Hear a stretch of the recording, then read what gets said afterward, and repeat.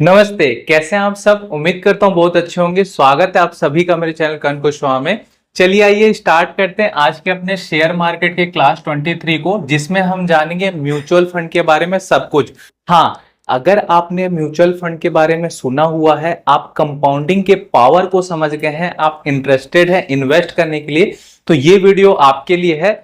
आपसे एक humble request है कि अगर आज आप इस वीडियो को पूरा देख लेते हो, मैं बोलूंगा आपने लाइफ में किस वीडियो को या कौन सी मूवी को देखा होगा पता नहीं, बट अगर आप आज इस वीडियो को देख लेते हो तो मेरी ये श्योरिटी है कि आज से 30 साल बाद, मिनिमम 26 साल बाद, आप हर महीने 1 लाख रुपए घर बैठे कमाओगे। उसके लिए आपको कुछ मेहनत नहीं करना पड़ेगा, ये मेरी गारंटी है। और मैं पहले आपको ये बता दूं कि मैं यहाँ पे कोई नेटवर्क मार्केटिंग या कोई MLM स्कैम नहीं बता रहा हूं जहां पे आपको मिल जाएगा। ये मैं आपको, देखो, जब मैंने अपने शेयर मार्केट का पहला वीडियो बनाया था ना, तभी मैंने बताया था कि अगर आप महीने का 10,000 रुपए भी कमाते हो तो भी आप अपना एक अच्छा पोर्टफोलियो बना सकते हो और अपने लिए एक बहुत अच्छा वेल्थ क्रिएट कर सकते हो। तो अगर आप उन लोगों में से आते हैं, क्योंकि एक समय मैं भी था, अगर आप महीने का 10,000 रुपए भी कमाते हैं, चाहे आप एक सेल्स पर्सन है, चाहे एक रिसेप्शनिस्ट है, चाहे वॉट एवर जो भी है, तो ये वीडियो आपके लिए। अगर आपको म्यूचुअल फंड का एम भी नहीं पता तो भी आपसे रिक्वेस्ट है कि इस वीडियो को देखो। इतने आसान और इजी लैंग्वेज में आपको सब चीज बताने वाला हूं कि डेफिनेटली आपको समझ आ जाएगा, आपको कुछ भी अदर डाउट नहीं रहेगा या आपको किसी और पर्सन के पास जाने की जरूरत नहीं पड़ेगी। तो चलिए आइए स्टार्ट करते हैं।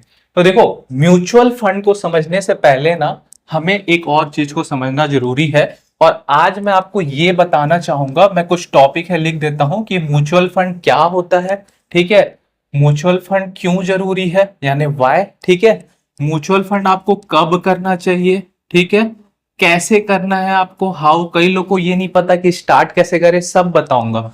और लास्ट में हम जानेंगे आपको क्या करना है और क्या नहीं करना है, यानी कि डूज और डोंट। ये सब टॉपिक पे हम डिस्कस करेंगे। तो देखो, सबसे पहले मैं आपको ये बता दूं कि म्यूचुअल फंड को जानने से पहले हमें ये जानना है कि एक वर्ड है, एक टर्म है SIP। SIP क्या होता है, ठीक है। तो देखो, बहुत सारे लोग को डाउट रहता है ना कि SIP मतलब म्यूचुअल फंड। ऐसा बिल्कुल भी नहीं है। SIP म्यूचुअल फंड से टोटल अलग है।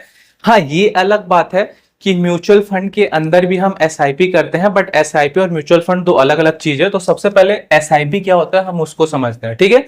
तो SIP का मतलब ये होता है, देखो, शेयर मार्केट में लाखों कंपनी लिस्टेड है। कंपनी मतलब आप जो भी बैंक जाते होगे, SBI बैंक, HDFC बैंक, अगर आप किसी IT कंपनी में काम करते होगे, अगर आप किसी फार्मा कंपनी को देखते होगे, आप किसी ऑटो कंपनी को देखते होगे, तो ये सब शेयर मार्केट में लिस्टेड है। शेयर मार्केट में लिस्टेड कैसे होती है कोई भी कंपनी। सपोज अगर SBI बैंक है, SBI बैंक अभी तक शेयर मार्केट में नहीं है, तो SBI बैंक क्या करेगी, अपना IPO लाएगी। अपने IPO का एप्लीकेशन वो सेबी के पास अप्रूवल के लिए देगी। अगर सेबी से उसका IPO का एप्लीकेशन अप्रूव हो जाता है तो शेयर मार्केट में वो IPO लाती है। IPO का मतलब होता है इनिशियल पब्लिक ऑफरिंग।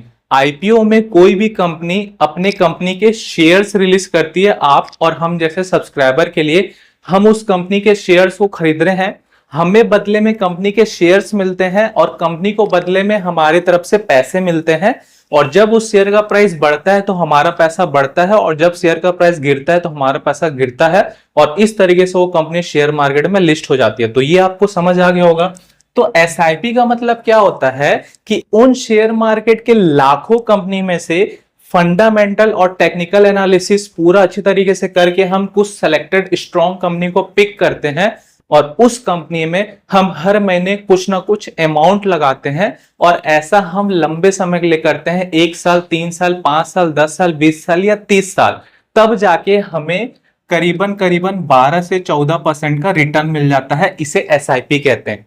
और इजी समझ पाओ उसके लिए आपको एक एग्जांपल देता हूं। आपने FD और RD तो सुना होगा। FD का मतलब होता है फिक्स्ड डिपॉजिट और RD का मतलब होता है रिक्यूरिंग डिपॉजिट। FD में हम क्या करते हैं, एक मोटे पैसे को कुछ समय के लिए बैंक में डिपॉजिट कर देते हैं, तो हमें उसमें 7 से 9% तक का मैक्सिमम रिटर्न मिलता है। सपोज आपके पास 1 लाख रुपए, तो 1 लाख को आपने 10 साल के लिए बैंक में डिपॉजिट कर दिया, इसे हम FD बोलेंगे। आपके पास 1 लाख रुपए नहीं है, आप बोलते हो 500 रुपए हर महीने दे सकता हूं, तो सेम उसी प्रॉफिट में, यानी कि प्रॉफिट में आप 500 रुपए को हर महीने महीने इन्वेस्ट करोगे, इसे हम RD कहते हैं। सेम वैसा ही क्योंकि बैंक में हम पैसे देते हैं लेकिन शेयर मार्केट में हम शेयर खरीदते हैं, तो उसी आरडी को हम एसआईपी बोलते हैं। तो अभी तक आप ये समझ गए कि एसआईपी का मतलब होता है सिस्टमैटिक इन्वेस्टमेंट प्लान, जिसमें कि हम शेयर मार्केट की किसी बेस्ट कंपनी को पिक करते हैं फंडामेंटल और टेक्निकल एनालिसिस करके, और उसमें एक हर महीने एक अमाउंट डाल के चालू कर देते हैं, उसे ही हम एसआईपी बोलते हैं।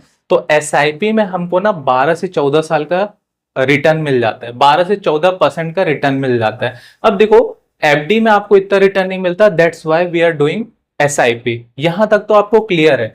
बट मुझे एक बात बताना कि अगर आप एक बिगनर हो या आपको शेयर मार्केट के बारे में कुछ नहीं पता, ठीक है, मैं ये मान के चलता हूं आपको शेयर मार्केट के बारे में कुछ नहीं पता, आपने बस म्यूचुअल फंड सुना था कि म्यूचुअल फंड अच्छा, उससे बहुत कुछ हो सकता है, तब तो आपको क्या पता कि कौन सी कंपनी है, क्या फंडामेंटल एनालिसिस होता है, क्या टेक्निकल एनालिसिस होता है, कैसे मैं किसी एक बेस्ट कंपनी को पिक कर पाऊं, ये सब आपको नहीं पता ना। तो इसीलिए म्यूचुअल फंड है, आपको कोई टेंशन लेने की जरूरत नहीं। तो चलो समझाता हूं कि म्यूचुअल फंड क्या होता है। तो एसआईपी समझाना था, एसआईपी समझ गए।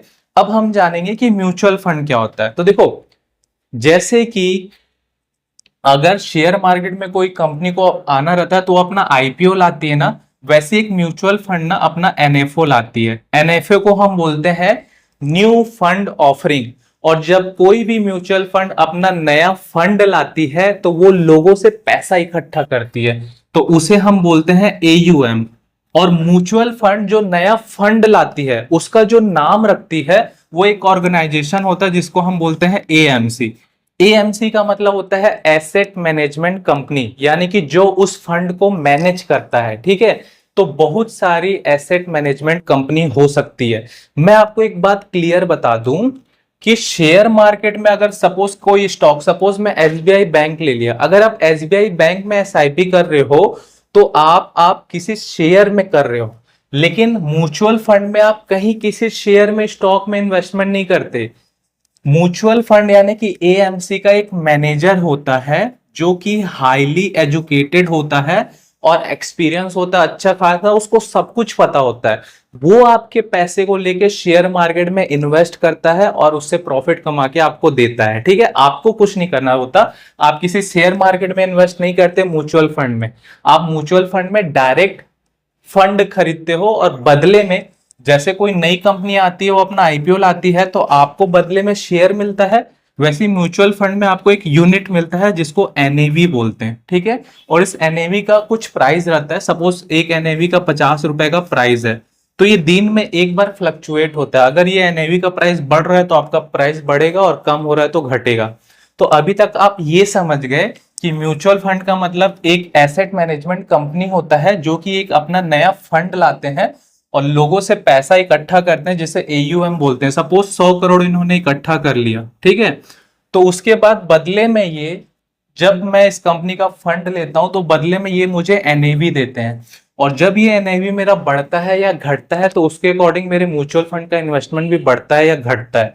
अब म्यूचुअल फंड जब आप 1 साल, 2 साल, 3 साल, 4 साल या 5 साल के लिए करते हो ना, तो हम ये देखते हैं कि 5 साल में हमारा पैसा कितने परसेंट से ग्रोथ हुआ, उसको हम बोलते हैं CAGR, यानी कि कंपाउंडिंग एनुअल ग्रोथ रेशियो। तो यहां तक तो आपको समझ आ गया होगा मोटा मोटी कि म्यूचुअल फंड एक कंपनी है, कोई अपना एक फंड लाती है, उस फंड में हम पैसा लगाते हैं जैसे शेयर मार्केट में लगाते हैं, और बदले में वो फंड का मैनेजर हमारे पैसे को लेके शेयर मार्केट में इन्वेस्ट करता है और अदर जगह में कहां कहां इन्वेस्ट करता है वो भी आपको दिखाऊंगा, और बदले में हमको रिटर्न मिलता है, ठीक है। तो यहां तक तो आप समझ गए, ठीक है। अब मैं आपको एक बात बताना चाह रहा हूं, दो चीज आप यहां से समझ गए। पहली आप ये समझ गए कि क्योंकि शेयर मार्केट मुझे नहीं आता, मैं फंडामेंटल टेक्निकल एनालिसिस उतना मुझे नहीं आता, स्टॉक कैसे पिक कर सकूं, इसीलिए मैं शेयर मार्केट में इन्वेस्ट नहीं कर रहा, मैं म्यूचुअल फंड में जा रहा हूं। ये तो आपको पहली चीज क्लियर हो गई। अब मैं आपको दूसरा ये बताना चाह रहा हूं कि एक कैलकुलेटर है जिसे हम बोलते हैं एसआईपी कैलकुलेटर, आपने सुना होगा, ठीक है। तो आज मैं आपको एसआईपी कैलकुलेटर का जादू दिखाने वाला हूं। मैं आपको ये दिखाने वाला हूं कि 12 या 14 या कितने परसेंट रिटर्न से आप क्या कर सकते हो। तो पहले मैं आपको दिखा रहा हूं ताकि आप उसको फील कर सको, देन म्यूचुअल फंड के आगे मैं आपसे बात करूंगा, ठीक है। तो देखो यहां पे मैं अपना स्क्रीन रिकॉर्डिंग ऑन करता हूं।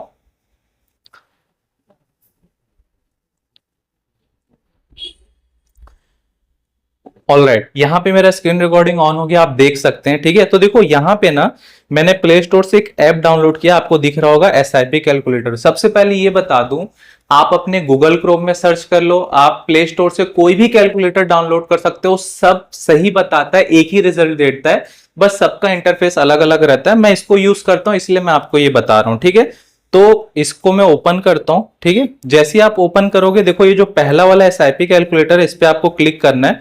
अब देखो यहाँ पे आपको तीन ऑप्शन दिख रहा है, मंथली इन्वेस्टमेंट, एक्सपेक्टेड रिटर्न और पीरियड, यानी कितने समय के लिए हम कर रहे हैं। तो देखो एक चीज आपको और बता रहा हूं, अगर आप एसआईपी या म्यूचुअल फंड के बारे में सोच रहे होगे तो कम से कम आपको मिनिमम 5 साल का तो सोचना है, 5 साल से नीचे नहीं सोचना है, और मैक्सिमम में 30 साल, और अगर आप उससे ऊपर सोच पाओ तो आपके लिए एकदम मक्खन है। ठीक है, चलो समझते हैं। तो वीडियो के चालू करते समय मैंने बोला था, अगर आप 10,000 रुपए महीना कमाते हो, ठीक है, तो आपको क्या करना है, आपको अपनी सैलरी का 10% इन्वेस्ट करना है, सिर्फ 10%। रूल फॉलो करना है, डिसिप्लिन रहना है। क्यों, आगे चल के बताऊंगा। तो 10,000 का 10% होता है 1,000 रुपए, कोई बड़ी बात नहीं है। तो चलो यहाँ पे मैं 1,000 रुपए लिख देता हूं, और जो एक्सपेक्टेड रिटर्न है ना, मैं 15% लेता हूं, क्योंकि म्यूचुअल फंड में हम 20 से 22% तक का भी रिटर्न बनाएंगे, कैसे बताऊंगा मैं। तो यहाँ पे मैंने 15 लिख दिया। अब जो ये पीरियड है ना, मैं इसको 10 साल कर देता हूं और कैलकुलेट पे क्लिक करता हूं। तो देखो यहाँ पे मेरे पास एक डाटा आया है कि आपने जो टोटल इन्वेस्टमेंट किया 10 साल में, वो 1,20,000 रुपए किया। आपका जो रिटर्न बना वो 1,59,000 बना। तो और जो आपकी टोटल वैल्यू हो गई वो हो गई 2,79,000, यानी 2,80,000, राउंड फिगर 3 लाख बोल देता हूं। मतलब कि अगर आप 1,000 रुपए 10 साल तक के लिए हर महीने इन्वेस्ट करते हो और आपको 15% रिटर्न मिलता है, तो 10 साल बाद आपको 3 लाख रुपए मिल जाएंगे। आप बोलोगे इसमें कौन सा तीर मार लिया। देखो, कंपाउंडिंग का मजा आपको तब समझ आता है जब आप उसे लॉन्ग समय के लिए इन्वेस्टमेंट करते हो। यहां पे मैं आपको 10,000 रुपए या 20,000 रुपए मंथली एसआईपी करने नहीं बोल रहा हूं, 1,000 रुपए बोल रहा हूं, क्योंकि ये मैं मानता हूं कि मिनिमम आप 10,000 रुपए महीना तो कमाते होगे। अब मैं एक काम करता हूं, इस 10 साल को ना 20 साल करता हूं, जस्ट डबल करता हूं। मैंने 20 साल कर दिया, अब कैलकुलेट करता हूं। तो देखो, पहले 10 साल में जहां पे मुझे 3 लाख मिले थे, जस्ट दूसरे 10 साल में ये हो गया 15 लाख, यानी कि सीधा सीधा 12 लाख बढ़ गया। कंपाउंडिंग के पावर को आप समझ रहे होगे। अब मैं ना इसको ना, चलो 30 साल कर देता हूं। तो देखो, आने वाले 30 साल में अगर आप 1,000 रुपए हर महीने इन्वेस्ट करते हो, तो 30 साल बाद आपके पास होंगे 70 लाख रुपए। 70 लाख रुपए बहुत अमाउंट होता है भाई। ठीक है, अब देखो, अब यहां पे मैं एक मजे की चीज बताने वाला हूं कि नॉर्मल, वैसे तो आप किसी भी म्यूचुअल फंड में इन्वेस्ट करो, आपको 14 से 15% का रिटर्न मिल ही जाएगा। बट हम ना स्मार्ट तरीके से आज म्यूचुअल फंड को इन्वेस्टमेंट करना सीखेंगे, ताकि हम 18% तक का रिटर्न ले लें। अब देखो, ये जो 15% है, अगर मैं इसको 18% करता हूं, जो कि मिलेगा, मैं आपको बताऊंगा। अगर मैं इस 15 को 18% करता हूं और 1,000 रुपए का इन्वेस्टमेंट करता हूं और पीरियड 30 साल तक का रहने देता हूं और कैलकुलेट करता हूं, अब जादू देखो, सिर्फ 3% बढ़ने से 30 साल के अंदर मैं जो इन्वेस्टमेंट करूंगा वो करूंगा 3,60,000। मेरा जो रिटर्न आएगा वो आएगा 1.4 करोड़, यानी 1,04,00,000। और मेरा ओवरऑल हो जाएगा, टोटल वैल्यू मेरी हो जाएगी, सॉरी ये 40 लाख है, 1,43,00,000, मतलब 1.5 करोड़ रुपए होगा मेरे पास 30 साल में, अगर मुझे 18% का रिटर्न मिलता है। अब मैं एक काम करता हूं, आपके लिए ने जो पीरियड 30 ईयर है ना, मैं इसको ना 26 करता हूं। ठीक है, मैं इसको 26 करता हूं, तो 27 कर देता हूं, 28 करके देखते हैं। ठीक, एग्जैक्ट, परफेक्ट। तो देखो, अगर आप 1,000 रुपए की एसआईपी करते हो हर महीने 28 साल के लिए और 18% का रिटर्न लेते हो, तो आपके पास 1 करोड़ होंगे 28 साल में। और अगर आप इस 18% के रिटर्न को 20% कर लो, चलो मैं नहीं करता, क्योंकि ज्यादा दिखा के, कम दिखा के ज्यादा मिले तो वो ज्यादा अच्छा है। ठीक है, तो ये 1 करोड़ हो गया। देखो, मैं आपको दो चीज बताऊंगा, या तो आप 10,000 रुपए कमाते होगे उसके लिए, या तो दूसरा आप 25,000 रुपए कमाते होगे। मैं दो चीज के लिए आपको बता रहा हूं, आगे डिटेल में बताऊंगा। अब इस 1,000 को ना मैं 2,500 रुपए कर लेता हूं। ठीक है, 2,500 रुपए कर लेता हूं, और सेम 18% का इंटरेस्ट रखता हूं और 28 साल का रखता हूं, और ओके करता हूं। तो देखो, अगर आप 2,500 रुपए हर महीने डालते हो और आप 18% का रिटर्न एक्सपेक्ट करते हो, तो 28 साल बाद आपके पास 2.5 करोड़ रुपए होगा, 2.5 CR। तो ये आप सोच नहीं सकते। 28 साल क्या होता है पता है? अगर आपके पेरेंट्स आज से आपके नाम पे म्यूचुअल फंड कर रहे हैं, तो जब आप 28 साल के होगे, 28 साल में आप अपना ग्रेजुएशन कर रहे होते हो, तो ग्रेजुएशन करने के बाद जहां पे आप 10,000, 20,000, 40,000 की जॉब के लिए कंपनी के सामने हाथ फैलाते हो, आपके पास 2.5 करोड़ रुपए होंगे। कैसे क्या कर सकते हो, सारी चीजें बताऊंगा। तो मैं आपको ये बताना चाहूंगा कि इस कैलकुलेटर के साथ खेलना आप जरूर। आपकी जो भी मंथली सैलरी है उसका आप 10% लेना, जो एनुअल रिटर्न है वो आप 15 से 18% लेना, और कम से कम 30 साल के लिए आप करना। यहाँ पे मैंने 28 साल के लिए लिया, कम से कम 30 साल के लिए, और आप जादू देखना कि आपको क्या मिलता है। यहाँ पे मैंने 2 कैटेगरी लिया है, एक जो 10,000 रुपए कमाता है और एक जो 25,000 रुपए कमाता है, क्योंकि ये 2 ऐसा सैलरी स्लैब है जो मिनिमम स्टार्ट होती है 2 लोगों के लिए, इसलिए मैंने 2 लिया है। इसके अलावा बहुत सारे, अगर आप 10 लाख रुपए महीना कमाते हैं तो कोई दिक्कत नहीं, आप उसके हिसाब से इन्वेस्टमेंट कर सकते हो। तो चलो अब मैं वापस से आता हूं, ये सिनेरियो मेरा दिखाने का पर्पस था। अब मैं वापस से आता हूं अपने म्यूचुअल फंड पे कि आपको कैसे कमाना है। तो आपको इतना तो समझ आ गया कि एसआईपी में आपको 12 से 14% का रिटर्न मिलेगा, लेकिन आपने ये देखा कि अगर आपको 3% रिटर्न बढ़ रहा है तो आपका कितना करोड़ों में पैसा बढ़ रहा है। तो हमारा मोटो ये रहेगा कि मिनिमम 15% और मैक्सिमम 20% का रिटर्न चाहिए। चलो, तो अभी तक तो म्यूचुअल फंड के बारे में आप ये समझ गए कि म्यूचुअल फंड होता क्या है, म्यूचुअल फंड जब आता है तो कैसे आता है, म्यूचुअल फंड में लोग पैसे कैसे डालते हैं, बदले में म्यूचुअल फंड वाले हमको क्या देते हैं। अब हम ये समझते हैं कि कौन कौन से म्यूचुअल फंड होते हैं। ठीक है, तो देखो सबसे पहला होता है हाइब्रिड म्यूचुअल फंड। मैं बस नाम लिख दे रहा हूं। हाइब्रिड म्यूचुअल फंड होता है, डेट म्यूचुअल फंड होता है, ठीक है, इक्विटी म्यूचुअल फंड होता है, फिर फॉरेक्स म्यूचुअल फंड होता है, ठीक है, फिर कॉमोडिटी म्यूचुअल फंड होता है, ठीक है। तो ऐसे बहुत सारे होते हैं मिलेंगे, बट आप कंफ्यूज मत होना।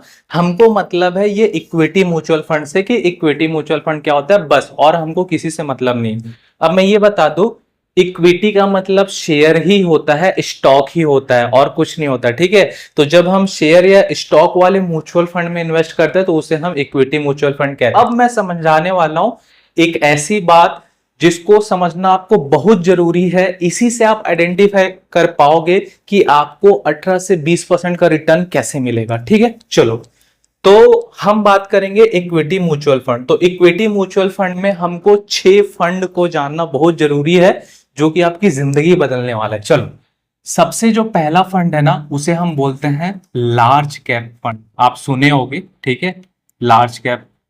दूसरा होता है mid cap mutual fund, mid cap fund, ठीक है। तीसरा होता है स्मॉल कैप फंड। चौथा होता है आपका मल्टी कैप फंड। पांचवा होता है आपका flexi fund, flexi cap fund. और छठवा होता है आपका इंडेक्स फंड। चलो, तो ये 6 फंड है, इस 6 फंड को समझना है। इस 6 फंड के अलावा आपको कोई भी फंड सुनने को मिले आपको मतलब नहीं रखना है। Large cap, mid cap, small cap, multi cap, flexi cap और इंडेक्स कैप। देखो, लार्ज कैप फंड को बताने से पहले सबसे पहले मैं ये बताना चाहूंगा कि ये कैप क्या होता है। कैप का मतलब होता है कैपिटलाइजेशन, मतलब किसी कंपनी का टोटल कैपिटलाइजेशन कैसा है। इसको एग्जांपल समझाने के लिए मैं आपको बताता हूं, ये तो आप समझ गए होंगे, इसकी आपको भी जरूरत नहीं है, ठीक है। इसको एग्जांपल समझाने के लिए मैं आपको बताता हूं कि सपोज मेरी एक कंपनी है के ग्रुप करके, ठीक है, और मैंने अपने कंपनी का 10 शेयर रिलीज किया है और मैंने एक शेयर का प्राइस 10 रुपए रखा है। तो मेरे कंपनी का टोटल वैल्यू कितना हो गया, 100 रुपए। तो यही 100 रुपए मेरे कंपनी का मार्केट कैप यानी कि कैपिटलाइजेशन होगा। तो अगर एग्जाम्पल के लिए मैं बोल रहा हूं कि एसबीआई बैंक का जो मार्केट कैपिटलाइजेशन है वो 10 लाख करोड़ का है, मतलब एसबीआई बैंक के जितने भी टोटल नंबर ऑफ शेयर्स हैं उसको आप एसबीआई बैंक के करंट प्राइस से मल्टीप्लाई कर दोगे तो आपको एसबीआई बैंक का मार्केट कैप मिल जाएगा। तो समझ गए। अब देखो, मार्केट कैप को समझने के बाद आपको एक चीज और समझना है कि बहुत सारे ना अलग अलग मार्केट होते हैं, ठीक है। जैसे हमारे इंडिया का स्टॉक मार्केट है यानी कि शेयर मार्केट है, तो शेयर मार्केट में ना लाखों कंपनी लिस्टेड होती है। लाखों कंपनी को आप ट्रैक नहीं कर सकते, आप कुछ सिलेक्टेड कंपनी को ट्रैक कर सकते हो जो कि टॉप परफॉर्म कर रही है, ठीक है।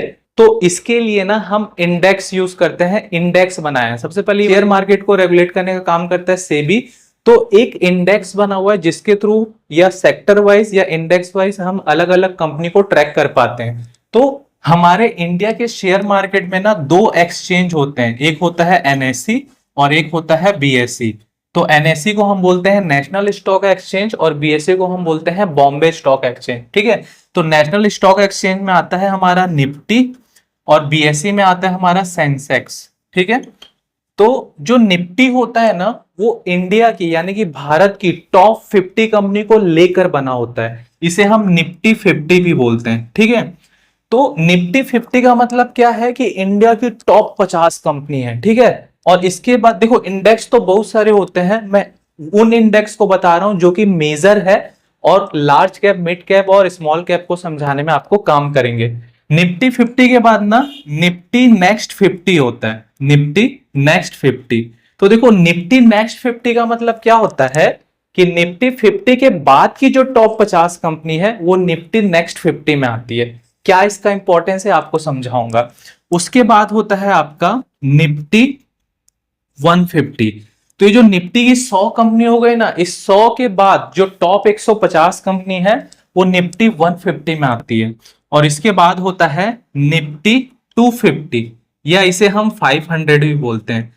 तो निफ्टी 100 हो गया, निफ्टी 150 हो गया, उसके बाद की जो 250 कंपनी है वो आपकी निफ्टी 250 में आती है। इतना आप समझ गए कि निफ्टी 50 में भारत की टॉप 50 कंपनी होती है, निफ्टी नेक्स्ट 50 में 50 के बाद की टॉप 50 होती है, निफ्टी 150 में ये दोनों के बाद की 150 टॉप कंपनी होती है, और निफ्टी 150 के बाद निफ्टी 250 में इसके बाद की टॉप 250 कंपनी होती है। बहुत बढ़िया। अब हम ये समझते हैं कि लार्ज कैप फंड क्या होता है। तो देखो लार्ज कैप का मतलब क्या है, जिसका मार्केट कैप बहुत ज्यादा हो, ये तो आपको समझ आ रहा है।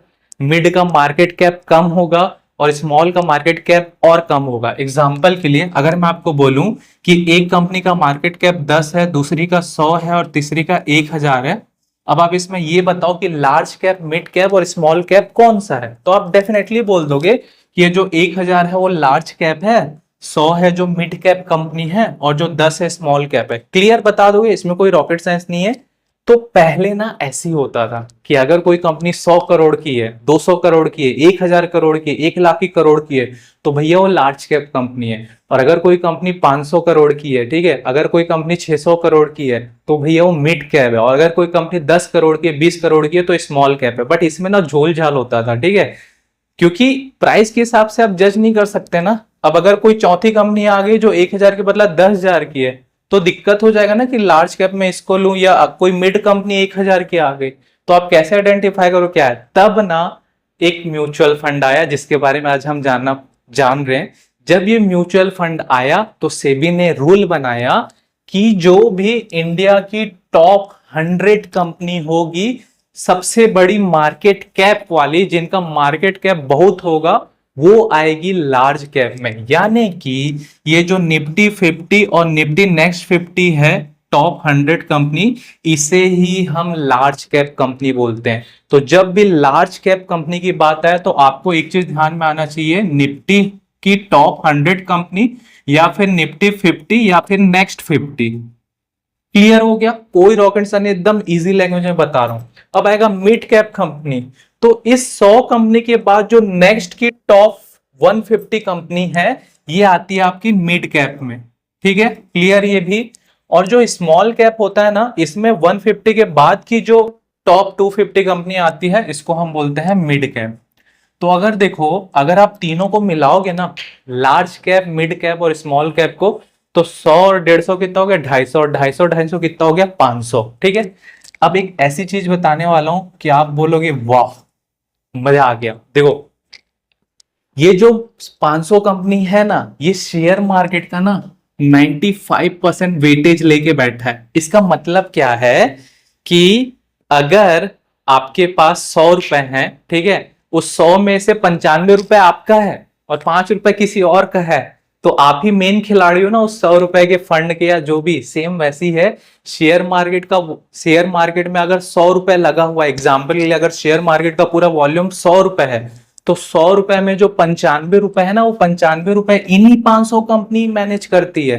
तो भैया आपको 5 रुपए से मतलब नहीं है, आपको 95 रुपए से मतलब है। तो कहने का मतलब ये है कि अगर आप इन 500 कंपनी को मैनेज कर रहे हो या इस 500 कंपनी में ही अपना सौदा लगा रहे हो, ठीक है, अपना इन्वेस्टमेंट कर रहे हो, तो आपको और कहीं इधर उधर झांकने की जरूरत नहीं, क्योंकि ये 500 कंपनी 95% हिस्सा लेके बैठी है, जिसमें कि लगभग लगभग 75 से 78% लार्ज कैप का होता है, 20 से 22% मिड कैप का होता है और इसका 5 से 8% होता है। ठीक है, तो यहां तक आप समझ गए, बहुत अच्छी बात है। चलो अब मैं आपको एक ऐसी बात बताने वाला हूं जिससे आप लार्ज कैप, मिड कैप और स्मॉल कैप को बहुत अच्छे तरीके से समझ जाओगे।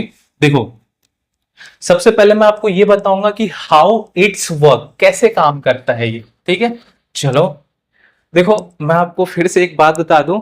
हो सकता है आपको लग रहा होगा कि मैं आपको म्यूचुअल फंड बताने वाला था, मैं अभी आपको क्या बता रहा हूं, लेकिन देखो डेफिनेटली बता रहा हूं। इस वीडियो को देखने के बाद आपको इतना नॉलेज हो जाएगा ना कि आपको किसी से कुछ पूछने की जरूरत नहीं है, और आप बोलोगे कि हाँ मुझे बहुत अच्छा और बहुत डीपली समझ आया। तो चलो समझते हैं। देखो, जो लार्ज कैप फंड होता है ना, उसको हम क्या बोलते हैं पता है? हाथी बोलते हैं। मैं लिख देता हूं, हिंदी मेरी थोड़ी सी माशाअल्लाह, मैनेज कर लेना।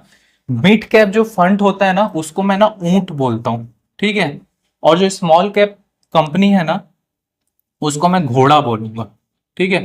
तो देखो, हाथी का काम क्या रहता है भाई? वो बड़ा है, भारी है, वो बैठे रहता है, वो बड़े मुश्किल से हिलता है, नहीं तो उसको हिलने की जरूरत नहीं है। जो आंधी तूफान है उसको कोई फर्क नहीं पड़ता भैया। मिड कैप कंपनी क्या होता है? वो ऊंट है, वो चलते ही रहेगा, चलते ही रहेगा, चलते ही रहेगा, दिन भर चलते रहेगा। जब पानी पीना है तब बैठेगा, नहीं तो चलते रहेगा। और जो स्मॉल कैप क्या, वो घोड़ा है भाई, वो तो दौड़ेगा, जहां दौड़ा दो वो दौड़ जाएगा, ऐसा घोड़ा है। ठीक है, अब क्या फर्क होता है आपको? जैसे कि पता है, जो लार्ज कैप फंड है ना, वो बहुत बड़ी कंपनी होती है।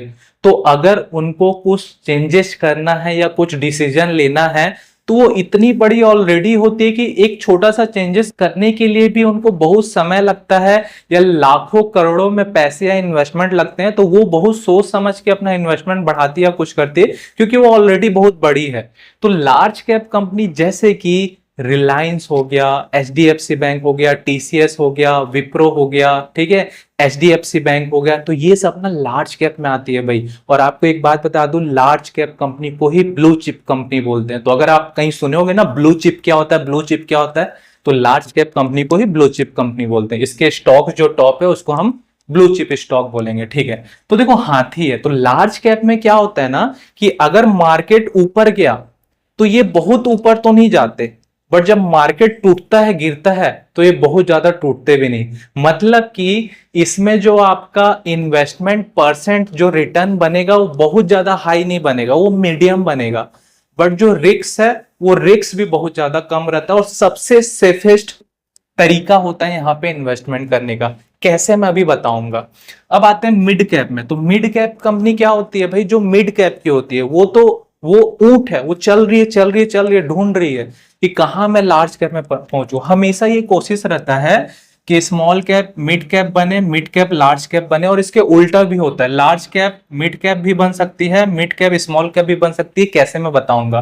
तो मिड कैप कंपनी क्या होती है? हमेशा कोशिश करती है कि अपने आप को बेस्ट परफॉर्म करे, आगे बढ़ जाए और ब्लू चिप कंपनी बन जाए। तो मिड कैप कंपनी को ही हम मल्टी बैगर स्टॉक भी बोलते हैं। तो मिड कैप कंपनी में ना इन्वेस्टमेंट का रिटर्न आपको बहुत अच्छा मिलता है, लेकिन रिस्क का हाई रहता है। ठीक है, इसमें आपको रिटर्न बहुत अच्छा मिलता है, हाई मिलता है, बट रिस्क भी आपका हाई रहता है। अब मैं बात करूं स्मॉल कैप फंड की, तो भैया स्मॉल कैप फंड ना बहुत छोटे होते हैं, घोड़े होते हैं, जहां दौड़ा दो दौड़ जाएंगे।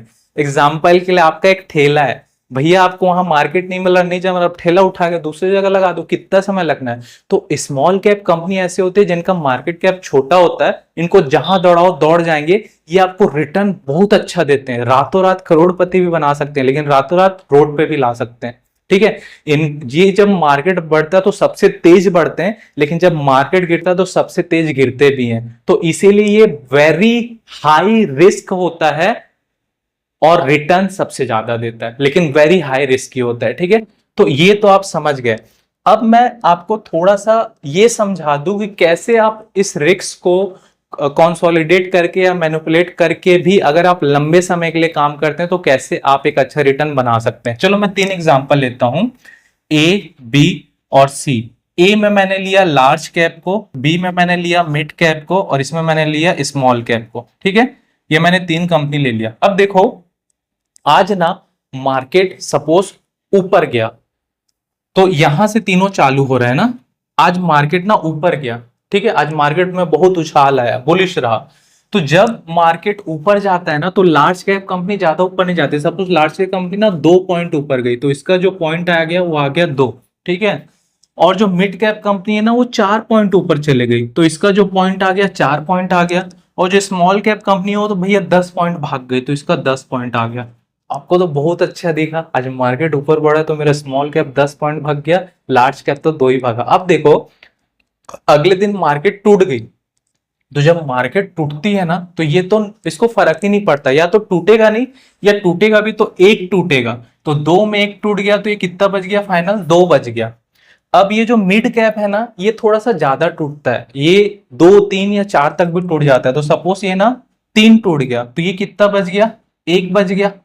अभी जो स्मॉल कैप है ना भैया ये 50% 60% बहुत गंदे से टूटता है। तो ठीक है, तो इसने 10 बनाया था, बट ये चलो ये 12 टूट गया तो ये माइनस में चले गया। 10 में 12 घटाओगे तो -2, तो आपका पैसा माइनस में चल गया, लॉस में चल गया। बट मार्केट का एक रूल है, ऊपर नीचे ऊपर नीचे ऊपर नीचे। तो फिर मार्केट बढ़ेगा भी, फिर बढ़ेगा फिर टूटेगा, फिर बढ़ेगा फिर टूटेगा, फिर बढ़ेगा फिर टूटेगा, ऐसी होगा। सेम ये भी ऐसी होगा, ठीक है, फिर ये भी ऐसी होगा। तो जब मार्केट बढ़ा ना, देखो सेकंड थर्ड सिनेरियो बता रहा हूं, जब मार्केट फिर से बढ़ा तो ये तो लार्ज कैप है, तो ये क्या हुआ, फिर से 2-3 पॉइंट या 1 पॉइंट बढ़ा, तो ये 2 की जगह 3 हो गया। मिड कैप क्या हुआ, 3 पॉइंट बढ़ा, तो 1 की जगह ये 4 हो गया। लेकिन जब मार्केट बढ़ा ना तो ये 15% बढ़ गया, तो ये जो -2 लॉस में था अब ये 13 दिखा रहा है। तो ये फर्क होता है। तो जब भी, इसीलिए बोलते हैं जब आप लंबे समय के लिए इन्वेस्टमेंट करते हो तो स्मॉल कैप कितना भी नीचे क्यों ना गिरा हो, अगर आप लंबे समय के लिए हो तो वो वोलाटाइल को मैनेज करके आपको ग्रोथ ही रिटर्न देता है। तो ये मैंने आपको वोलाटाइल कैसे वर्क करता है ये समझाया, ठीक है, आप इसको समझ गए होगे, बहुत बढ़िया। बहुत मुझे अच्छा लग रहा है कि आप चीजों को इतने आसानी तरीके से समझ रहे हो, और उम्मीद करता हूं मैं भी आप जो भी समझा रहा हूँ वो आपको समझ आ रहा होगा। ठीक है, चलो अब आते हैं कि large cap fund, mid cap fund और स्मॉल कैप फंड तो आप समझ गए। अब हम आते हैं मल्टी कैप फंड क्या होता है। तो देखो मल्टी कैप फंड ना, मल्टी कैप फंड को आप बोल सकते हो सर्कस का शेर। क्यों? क्योंकि मल्टी कैप फंड ऐसा होते हैं जो कि लार्ज कैप में भी पैसा लगा सकते हैं, मिड कैप में भी पैसा लगा सकते हैं और स्मॉल कैप में भी पैसा लगा सकते हैं। बट इनको इंफॉर्मेशन देना पड़ता है कि भैया मैं इतना पैसा यहां लगा रहा हूं, इतना पैसा यहां लगा रहा हूं, पूछना पड़ता है। बिना पूछे नहीं लगा पाएंगे, तो ये सर्कस के शेर हो गए। ठीक है, तो इससे अपने को मतलब नहीं है, क्योंकि इसको फ्लेक्सी कैप बीट कर देता है, तो मल्टी कैप फंड की बात नहीं करेंगे।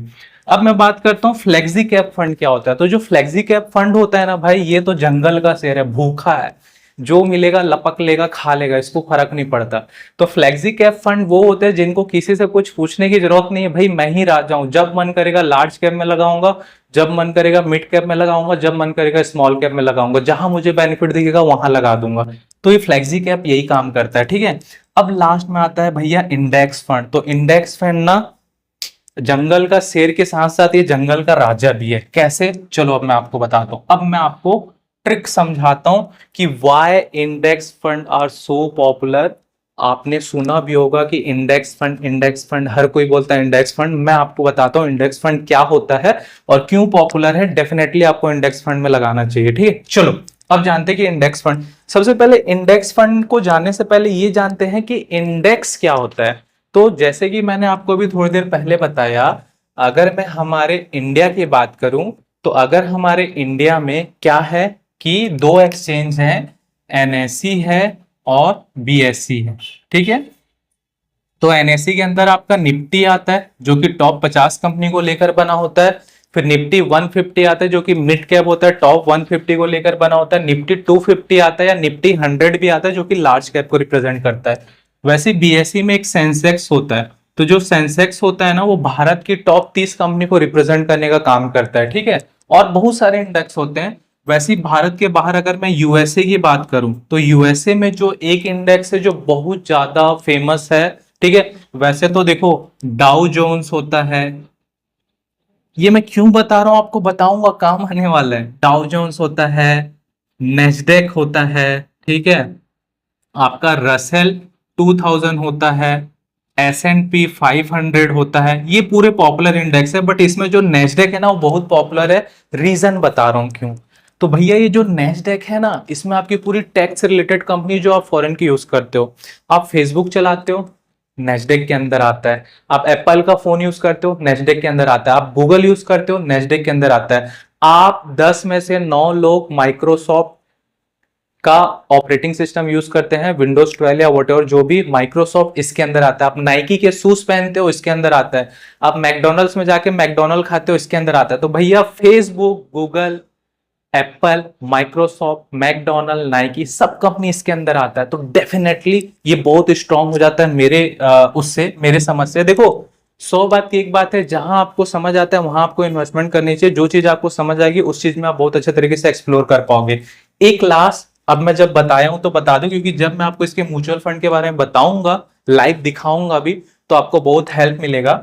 नेस्डेक ना यूएसए का स्टॉक है, मतलब ये फॉरेन का है। तो फॉरेन के स्टॉक में इन्वेस्ट करने का आपको बहुत फायदा मिलता है। जैसे कि पहला फायदा तो ये मिलता है कि डॉलर का, आपको पता है $1 अभी 84 से 86 के आसपास चल रहा है। मैंने आज का देखा नहीं है, तो इसी के आसपास चल रहा होगा।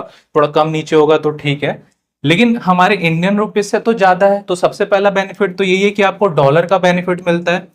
दूसरा बेनिफिट आपको मिलता है फ्रैक्शनल इन्वेस्टमेंट का। फ्रैक्शनल इन्वेस्टमेंट का मतलब क्या होता है कि अगर एप्पल का एक शेयर आज 8,000 रुपए का है, तो आपको तो भैया 8,000 रुपए चाहिए। आपके पास अगर 100 रुपए है ना, तो आप 100 रुपए में भी एप्पल के शेयर को खरीद सकते हो। एप्पल क्या करेगा, अपने एक शेयर को 100 भाग में, 1,000 भाग में तोड़ देगा, और 100 रुपए में आपका जितना भाग आएगा उतना भाग आपको दे देगा। तो इसको फ्रैक्शनल इन्वेस्टिंग बोलते हैं। और कोई अगर 500 रुपए का शेयर ले रहा होगा, तो 500 रुपए में एक यूनिट का जितना भाग का शेयर आएगा वो उसको दे देगा। तो यूएस में ना फ्रैक्शनल इन्वेस्टिंग कर सकते हो। और तीसरा सबसे बेनिफिट जो बहुत अच्छा लगा मुझे, रुपीज एवरेज बेनिफिट का आपको बेनिफिट मिलता है। रुपीज एवरेज कॉस्टिंग, ये क्या होता है ये बता दूं।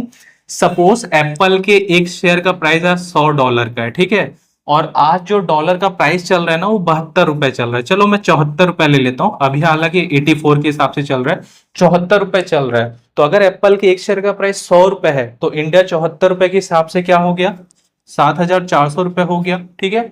अब मैं ये मानता हूं कि ना 1 साल, 2 साल, 3 साल, 4 साल में ना एप्पल का शेयर ना $100 का $100 रहा, 1% भी नहीं हिला।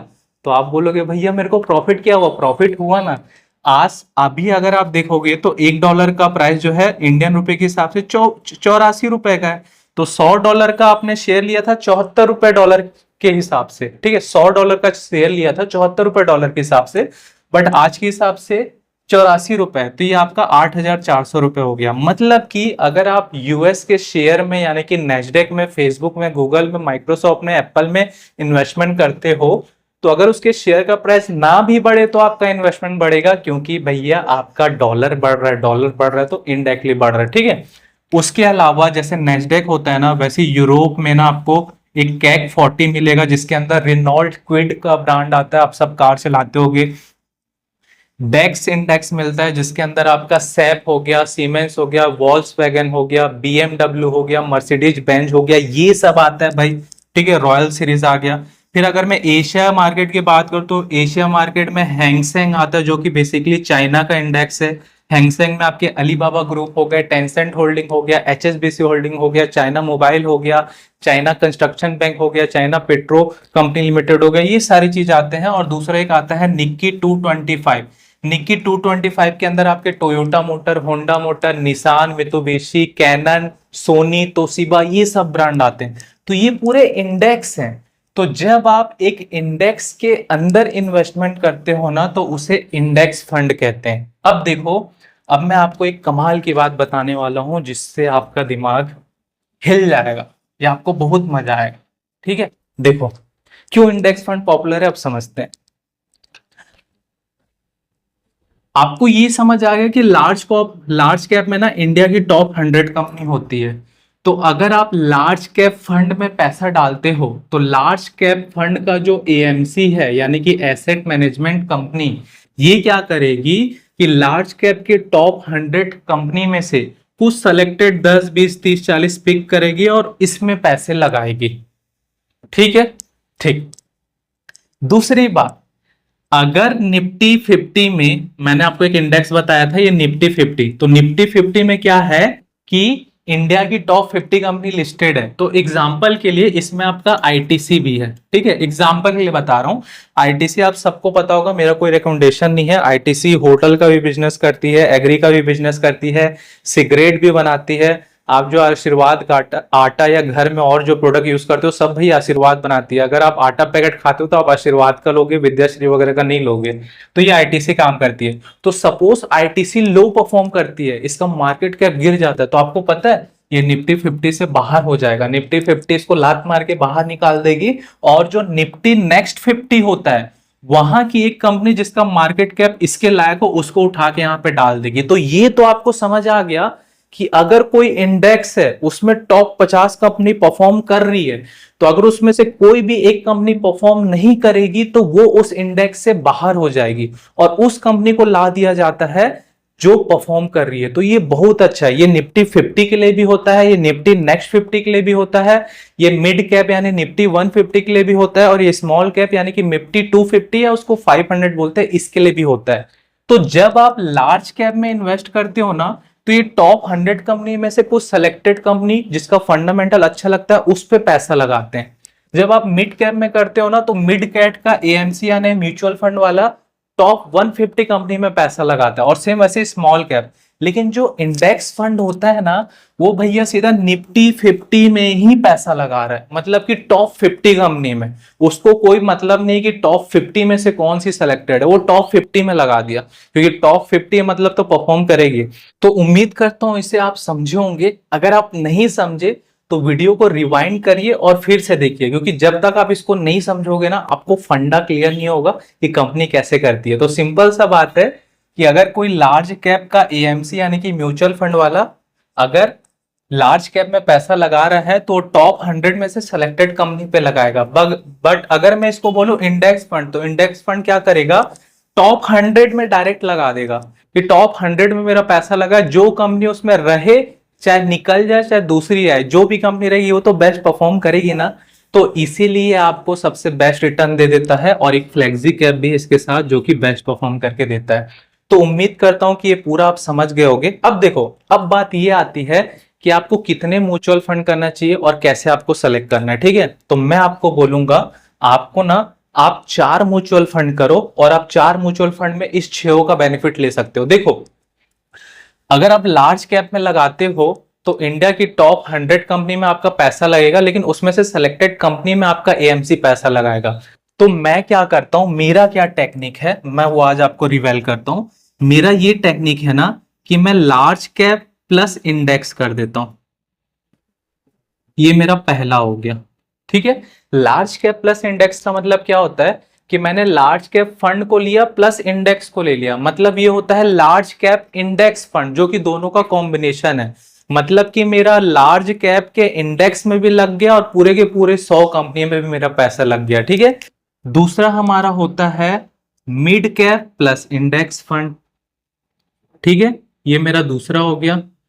तीसरा मेरा होगा स्मॉल कैप प्लस इंडेक्स, ये मेरा तीसरा हो गया। और फोर्थ होगा मेरा फ्लेक्सी, ये मेरा चौथा हो गया।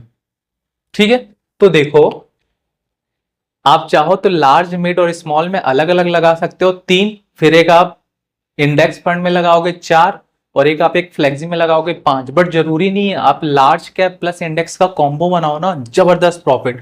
जो हम अभी बात कर रहे थे ना कि 12 से 14 से हम 18% या 20% का रिटर्न कैसे लें, वो भाई इस मेथड से लेंगे। कैसे, अभी आपको बताऊंगा।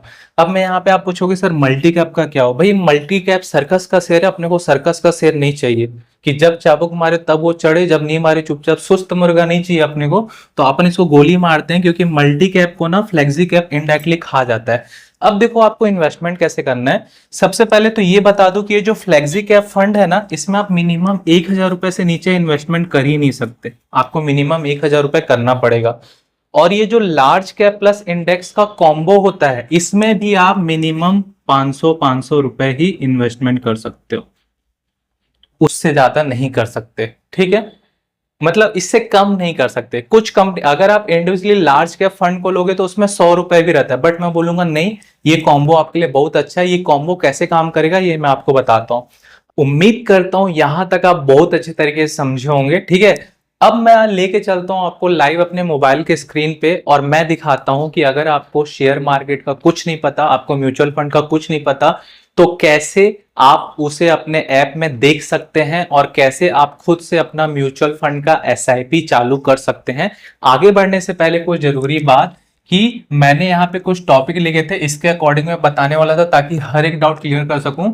तो म्यूचुअल फंड क्या होता है ये मैंने बता दिया, वाई मैं आपको अपने मोबाइल स्क्रीन के बाद बताऊंगा, ठीक है। अब देखो, जैसे कि हम सुने हैं एक बैंक, अगर हम काम करते हैं, हमको सैलरी मिलती है, या हमको किसी को पैसा देना या कुछ अदर सर्विस लेना, उसके लिए हमें एक बैंक अकाउंट की जरूरत होती है। चाहे मैं एसबीआई में खुलाऊं, चाहे एचडीएफसी में खुलाऊं, चाहे एक्सिस में खुलाऊं, चाहे किसी में भी खुलाऊं। सेम वैसे ही शेयर मार्केट में शेयर को देखने के लिए या एनालिसिस करने के लिए हमें एक डीमैट अकाउंट की जरूरत होती है। तो डीमैट अकाउंट मतलब शेयर मार्केट को आप एनालिसिस कर सको, एक्सप्लोर कर सको, ब्राउजिंग कर सको, उसके लिए होता है। और जैसे कि हम अपना बैंक अकाउंट तो खुला लेते हैं, बट पैसे के लेन देन या ट्रांजैक्शन करने के लिए हम पेमेंट ऐप का यूज करते हैं, जैसे कि फोन पे, पेटीएम, भीम, गूगल पे। सेम वैसा ही शेयर मार्केट में जब हम अपना डीमैट अकाउंट ओपन कर लेते हैं, तो डीमैट अकाउंट ओपन करने के बाद हमको एक ऐसा ब्रोकर ऐप चाहिए रहता है जिसके थ्रू हम शेयर को खरीद सके, बेच सके और मार्केट को ट्रैक कर सके। तो शेयर मार्केट के जो ब्रोकर ऐप होते हैं वो होते हैं angel one, grow, Upstox, Zerodha, what ever, बहुत सारे, ठीक है। अब देखो, इसमें मैं जो पर्सनली यूज करता हूं, मैं यूज करता हूं एंजल वन, ग्रो और अपस्टॉक। अब स्टॉक मेरा उतना ज्यादा यूज नहीं होता। मेरे जो दो ऐप है वो है एंजल वन और ग्रो। आप चाहो तो जीरोधा भी यूज कर सकते हो। अगर आप कोई ऐप यूज करते हो बहुत अच्छी बात है, अगर आप ऐप यूज नहीं करते तो आप इंस्टॉल कर सकते हो। आपकी एज 18 साल होनी चाहिए, आपका आधार कार्ड, पैन कार्ड चाहिए। एंजल वन का, ग्रो का और अब स्टॉक का, तीनों का जो लिंक है मैंने अपने डिस्क्रिप्शन बॉक्स में दिया है, उसे क्लिक करके प्ले स्टोर से आप उस ऐप को इंस्टॉल करके सिंपल सा रजिस्ट्रेशन का प्रोसेस उसको करेंगे। 2 से 4 दिन में आपका ऐप एक्टिव हो जाता है और आप उसको यूज कर पाएंगे, ठीक है। अगर आप बीच में कहीं फंसते हैं तो इंटरनेट में बहुत सारी वीडियो हैं, आप सर्च करके देख सकते हैं, या आप मुझे कमेंट करेंगे तो मैं पर्टिकुलर एंजल वन या ग्रो या स्टॉक से रिलेटेड अकाउंट कैसे ओपन करते हैं स्टेप बाय स्टेप डिटेल में वीडियो बना दूंगा। एक जरूरी बात, अगर आपका ऑलरेडी कोई अकाउंट है कोई दिक्कत नहीं, अच्छी बात है, आप फिर दूसरा अकाउंट मत खोलो, या आपको लगता है कि एंजल वन और ग्रो खोलना है तो आप खोल सकते हो, ठीक है। तो चलिए मैं आपको लेके चलता हूं अपने मोबाइल के स्क्रीन पे। एक बात और बता दूं, मेरे पास लैपटॉप अवेलेबल है, बट मुझे पता 10 में से 9 के पास लैपटॉप नहीं होता, क्योंकि मैं ये मानता हूं आप 10,000 रुपए महीना कमाते हो, ठीक है। तो मैं लेके चलता हूं आपको अपने मोबाइल के स्क्रीन पे ताकि आप अपने मोबाइल से इसे एक्सेस कर पाओ, और मैं आपको ये बताता हूं कि कैसे एंजल वन या ग्रो में आप कैसे सर्च करोगे, कहां पे देखोगे कि म्यूचुअल फंड क्या होते हैं, स्मॉल कैप क्या होते हैं, लार्ज कैप क्या होता है, आप लार्ज कैप प्लस इंडेक्स का कॉम्बो कैसे निकालोगे, क्या क्या चीजें होती है जो हमें एक फंड को देख के एनालिसिस करना चाहिए जिससे हम एक सही फंड का सिलेक्शन कर पाए। उसके अलावा मैं लास्ट में आपको यह भी बताऊंगा कि कौन से म्यूचुअल फंड में आपको इन्वेस्ट करना है और कैसे एसआईपी को चालू करना है। तो चलिए चलते हैं, यहाँ पे मैं स्टार्ट करता हूं। ये मैंने एंजल वन का ऐप खोला हुआ है। देखो, मैं एक बात बता दूं कि ऐप ना हर समय पे अपडेट होते रहते हैं, तो हो सकता है अगर इस वीडियो को आप 1 साल बाद देख रहे होगे तो इंटरफेस चेंज हो जाएगा, बट आपको आपकी काम की चीज मिल जाएगी, ठीक है। देखो, एंजल वन को मैं पहला प्रायोरिटी इसलिए देता हूं कि एंजल वन काफी पुराना ब्रोकिंग ऐप है। उसके अलावा जो ग्रो, अब स्टॉक और जीरोधा आए, ये सब एंजल वन के बाद आए, ठीक है। तो इसलिए मैं एंजल वन को पहली प्रायोरिटी देता हूं। दूसरा, आपको ये बताना चाहूंगा कि हो सकता है कोई म्यूचुअल फंड एंजल वन में आपको 13 साल पुराना दिखे और वही same mutual fund grow app में आपको 5 साल या 6 साल पुराना दिखे। ऐसा होता है, नाम में थोड़ा बहुत चेंजेस रहता है। रीजन ये रहता है क्योंकि म्यूचुअल फंड तो हजारों हो सकते हैं। अब हो सकता है एंजल वन में किसी म्यूचुअल फंड ने 13 साल 10 साल पहले लिस्टेड किया होगा या यूज किया होगा और ग्रो में बाद में किया होगा, तो ये डिफरेंशिएशन आता है। आप कंफ्यूज मत होना कि सेम एएमसी यानी कि सेम म्यूचुअल फंड कंपनी दो जगह अलग अलग कैसे, क्योंकि एक पहले स्टार्ट हुई एक बाद में स्टार्ट हुई, और एक म्यूचुअल फंड कंपनी सेम नाम से मल्टीपल चालू कर सकती है, कोई दिक्कत नहीं है। तो ये एंजल वन की आप ऐप में आ गए। आपको क्या करना है, सिंपल सा देखो, यहाँ पे टॉप में एक म्यूचुअल फंड का सेक्शन दिख रहा है, यहाँ पे आपको क्लिक करना है। तो जैसे आप क्लिक करोगे तो यहाँ पे देखो सर्च का आइकन दिख रहा है, आप यहाँ पे सर्च करो। तो आप सिंपल से एक चीज समझ जाओ कि हमको ना लार्ज कैप में या मिड कैप में या स्मॉल कैप में इन्वेस्टमेंट नहीं करना, हमको लार्ज कैप के इंडेक्स फंड में इन्वेस्ट करना है, हमको मिड कैप के इंडेक्स में, स्मॉल कैप के इंडेक्स में और फ्लेक्सी कैप में, ये 4 फंड ही जानना है ना। तो सबसे पहले ना लार्ज कैप के लिए आप लिख दोगे, सपोज मैं आपको नॉर्मल बताता हूं कि आप कैसे सर्च करोगे। आप लिख दो स्मॉल, ठीक है। तो देखो यहाँ पे स्मॉल कैप म्यूचुअल फंड आ गया। मिड के लिए आप मिड कैप लिख दोगे, लार्ज लार्ज, इसमें आप क्लिक करोगे तो सबसे नंबर 1 पे आपको दिख रहा है क्वांट स्मॉल कैप फंड, ठीक है। तो देखो क्वांट स्मॉल कैप फंड लिखा है, दैट मींस ये सिर्फ स्मॉल कैप फंड है, इंडेक्स वाला कॉम्बो नहीं है। मैं पहले आपको इसको भी दिखा देता हूं कि एक कंपनी में आपको क्या क्या देखना चाहिए, ठीक है। तो जैसे आप इसको ओपन करोगे ना, तो देखो यहाँ पे अगर आप स्मॉल कैप के अकॉर्डिंग देखोगे तो ये नंबर 1 टॉप पे है, कोई दिक्कत नहीं, बहुत अच्छी बात है। अब अगर आप इसका 3 साल का रिटर्न देखोगे तो आप देखो 3 साल का इसका रिटर्न जो CAGR है वो 34.8 सीट है, और इसका जो NAV है 27 अक्टूबर 2023 तक दिखा रहा है, मेरे से यहाँ पे क्लिक हो गया। तो 3 साल में इसने 34% का रिटर्न दिया है। अगर आप यहाँ पे 5 साल पे क्लिक करोगे तो ये 50% का रिटर्न है, और अगर आप ऑल पे क्लिक करोगे, मतलब जब से ये चालू हुआ था, तो इसका 13.63% का रिटर्न है, ठीक है, ओवरऑल। तो हमको लास्ट 5 साल भी देखना चाहिए, ओवरऑल भी देखना चाहिए। अब देखो यहाँ पे क्लियरली इंडिकेट है कि इसका जो मिनिमम SIP अमाउंट है 1000 है, 1000 से नीचे आप नहीं डाल सकते।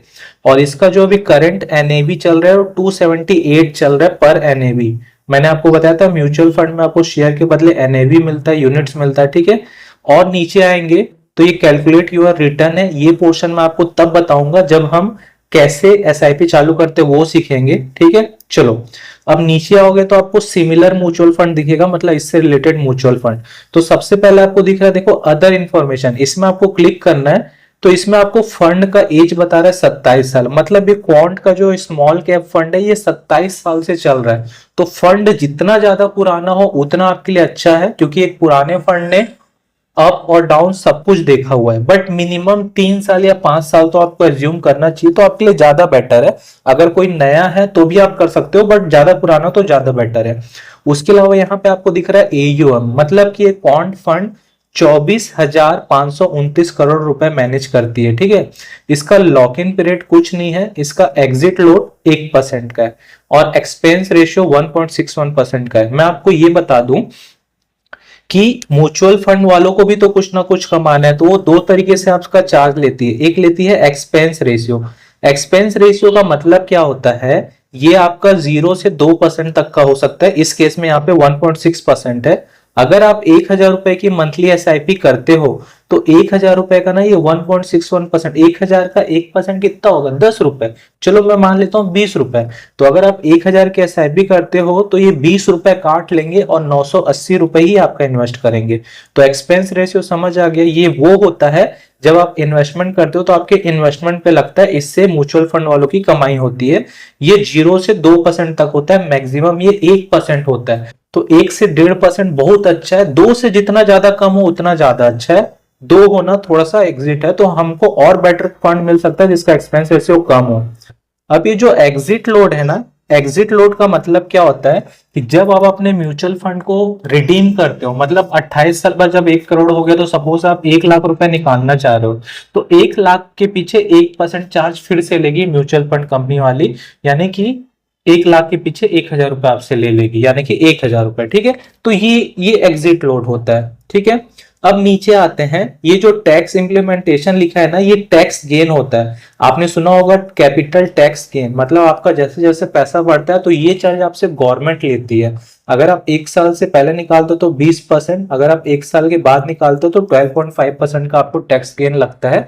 लेकिन इस चीज को लेके आप डरना मत, आप देना है तो देना है, प्लस उस समय आपको GST भी देना पड़ेगा, वो बात की बात है, वो बाद में देखते हैं। इसके अलावा अगर आपको समझना है कि NAV क्या होता है, टैक्स क्या होता है, एग्जिट लोड क्या होता है, एक्सपेंस रेशियो क्या होता है, उसके अलावा लॉक इन क्या होता है, तो यहाँ पे डिटेल में शॉर्ट में वीडियो दिया हुआ है। मैं इन सब चीज को डिटेल में नहीं बता पाया हूँ क्योंकि मेरी वीडियो काफी लंबी है, इसको आप देख सकते हैं, अदरवाइज मैं बता दूंगा। ये देखने के बाद सबसे पहले तो आपको ये चेक करना रहता है कि फंड कितना पुराना है, वो कितने पैसे को मैनेज कर रहा है, और उसका एग्जिट लोड और एक्सपेंस रेशियो एक या उसके अंदर हो तो ज्यादा अच्छा है। अब फंड मैनेजर में आप क्लिक करेंगे ना, तो इस फंड को कौन मैनेज करता है, उसका नाम है संजीव शर्मा, जो कि फरवरी 2018 से अभी तक यानी 6 साल से इस फंड को मैनेज कर रहा है। तो डेफिनेटली जो भी फंड मैनेजर किसी फंड को मैनेज करता है, तो आपको ये चेक करना रहता है कि उसका पास्ट हिस्ट्री क्या है, उसका एजुकेशन क्या है, उसका बैकग्राउंड क्या है, वो कैसी सोच रखता है, डिफिकल्ट सिचुएशन पे वो क्या डिसीजन लेता है। ठीक है। दूसरा, देखो रिस्क और रेटिंग तो वेरी हाई है, लेकिन जब आप एक लंबे समय के लिए इन्वेस्टमेंट करते हो तो आप वोलेटिलिटी को बीट करके पॉजिटिव होते हो। मैंने अपने वीडियो में ग्राफ के थ्रू समझाया। तो आपको मिनिमम 5 साल मैक्सिमम 30 साल के लिए सोच के ही चलना है, अदरवाइज जो मैंने बोला वो नहीं हो पाएगा। फिर देखो ये फंड होल्डिंग है, यहाँ पे आपको ये पता चलता है कि जिस म्यूचुअल फंड में आप पैसा लगा रहे हो, वो म्यूचुअल फंड वाला आपके पैसे को कहां कहां इन्वेस्ट करके रखा है। तो ये जो क्वांट फंड है, ये डेट अदर में, पेट्रोलियम में, फाइनेंस में, हम टॉप होल्डिंग पे क्लिक करेंगे तो देखो यहाँ पे डेट में हो गया, रिलायंस इंडस्ट्री में हो गया, जियो फाइनेंशियल हो गया, लॉजिस्टिक में हो गया, आदित्य बिरला, इन सब में इन्होंने इन्वेस्ट करके रखा है। अब सिमिलर फंड में क्लिक करोगे तो इससे रिलेटेड सिमिलर फंड आपको दिख जाएगा। ठीक है। और अदर फंड भाई कौन से रिलेटेड ही, क्वांट के ही अदर फंड है जो कि आपको दिखोगे। देखो क्वांट का मिड कैप फंड भी है, फ्लेक्सी भी है। तो किसी भी फंड में आपको 3 से 4 चीज मेन चेक करना है कि वो फंड का एज मिनिमम 3 से 5 साल का होना चाहिए, उसका जो ऑल और 5 साल का रिटर्न है वो कम से कम 15 से तो ऊपर होना चाहिए, और तीसरा आपको ये देखना है कि वो फ्रंट आपसे एक्सपेंस रेशियो, एग्जिट लोड कितना दे रहा है, और आपका पैसा कहां कहां लगा रहा है, और आपको कुछ नहीं देखना है। ठीक है। तो ये मैंने आपको किस में देख के बताया, ये मैंने आपको एंजल वन में दिखा के बताया। चलो मैं आपको ग्रो में लेके चलता हूं। तो देखो ये मेरे ग्रो का इंटरफेस है। अगर आपको ग्रो में देखना है तो सिंपल से आप सर्च पे जाएंगे और आप लिख दीजिए स्मॉल कैप। ठीक है। जैसे मैंने स्मॉल कैप लिखा, देखो स्मॉल कैप में सबसे टॉप पे यही है। आप किसी अदर को भी देख सकते हो, जैसे मैं निपॉन इंडिया देख लेता हूं। ठीक है। निपॉन इंडिया को मैंने सर्च क्लिक किया तो देखो भैया, अगर इसका आप ऑल देखोगे तो ये आपको 28% का रिटर्न दे रहा है ऑल, और 5 साल में इसका 40% का रिटर्न है।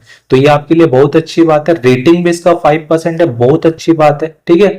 अब आप नीचे आते तो देखो एंजल वन के अलावा इसका थोड़ा सा अदर इंटरफेस है, बट नॉलेज आपको वही मिलेगा। इसका जो एनएवी चल रहा है 199 चल रहा है, रेटिंग 5 स्टार है। इसमें आप 100 रुपए से भी मिनिमम एसआईपी कर सकते हो, और ये जो है ये 60,372 करोड़ रुपए को मैनेज करता है। ठीक है। अब अगर होल्डिंग की बात करें तो 215 जगह इसने अपना होल्डिंग लगाया, सारा डिटेल आपको यहाँ पे दिया, आप देख लेना। ठीक है। अब सिमिलर फंड मिल जाएगा, एक्सपेंस रेशियो और एग्जिट लोड और टैक्स आपको यहाँ दिख जाएगा, आप इसको पढ़ लेना आराम से। अब फिर यहाँ पे आपको आना है अदर प्लान, ये फंड हाउस इन्वेस्टमेंट ऑब्जेक्टिव। तो ये इसमें दिखाता है कि कहाँ पे पोजीशन पे, तो ये आपको दिया हुआ है।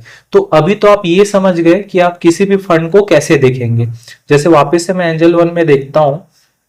अब जैसे आपने स्मॉल कैप देखा ना, वैसे आप लार्ज कैप को और मिड कैप को भी देख सकते हो। अब मैं आपको ये बताता हूं कि मैंने आपको क्या बताया, आपको कॉम्बो में इन्वेस्ट करना है। अच्छा, अब बताने से पहले एक चीज बता दूं कि मैंने आपको 2 सिनेरियो दिया था, या तो आप गवर्नमेंट जॉब में है, या तो आप 10,000 रुपए की जॉब करते हैं। तो 10,000 का 10% होता है 1,000 रुपए, और 25,000 का 10% होता है 2,500 रुपए। तो अगर आप 10,000 रुपए कमाते हैं तो जो मैंने 4 फंड बताया उसमें से आपको सिर्फ एक ही फंड में करना है, और वो है फ्लेक्सी कैप। और फ्लेक्सी कैप में भी क्या मैं आपको बताऊंगा, उसके बारे में आप कुछ मत सोचना कि मैं दूसरे में भी कर लूं, मैं तीसरे में भी कर लूं।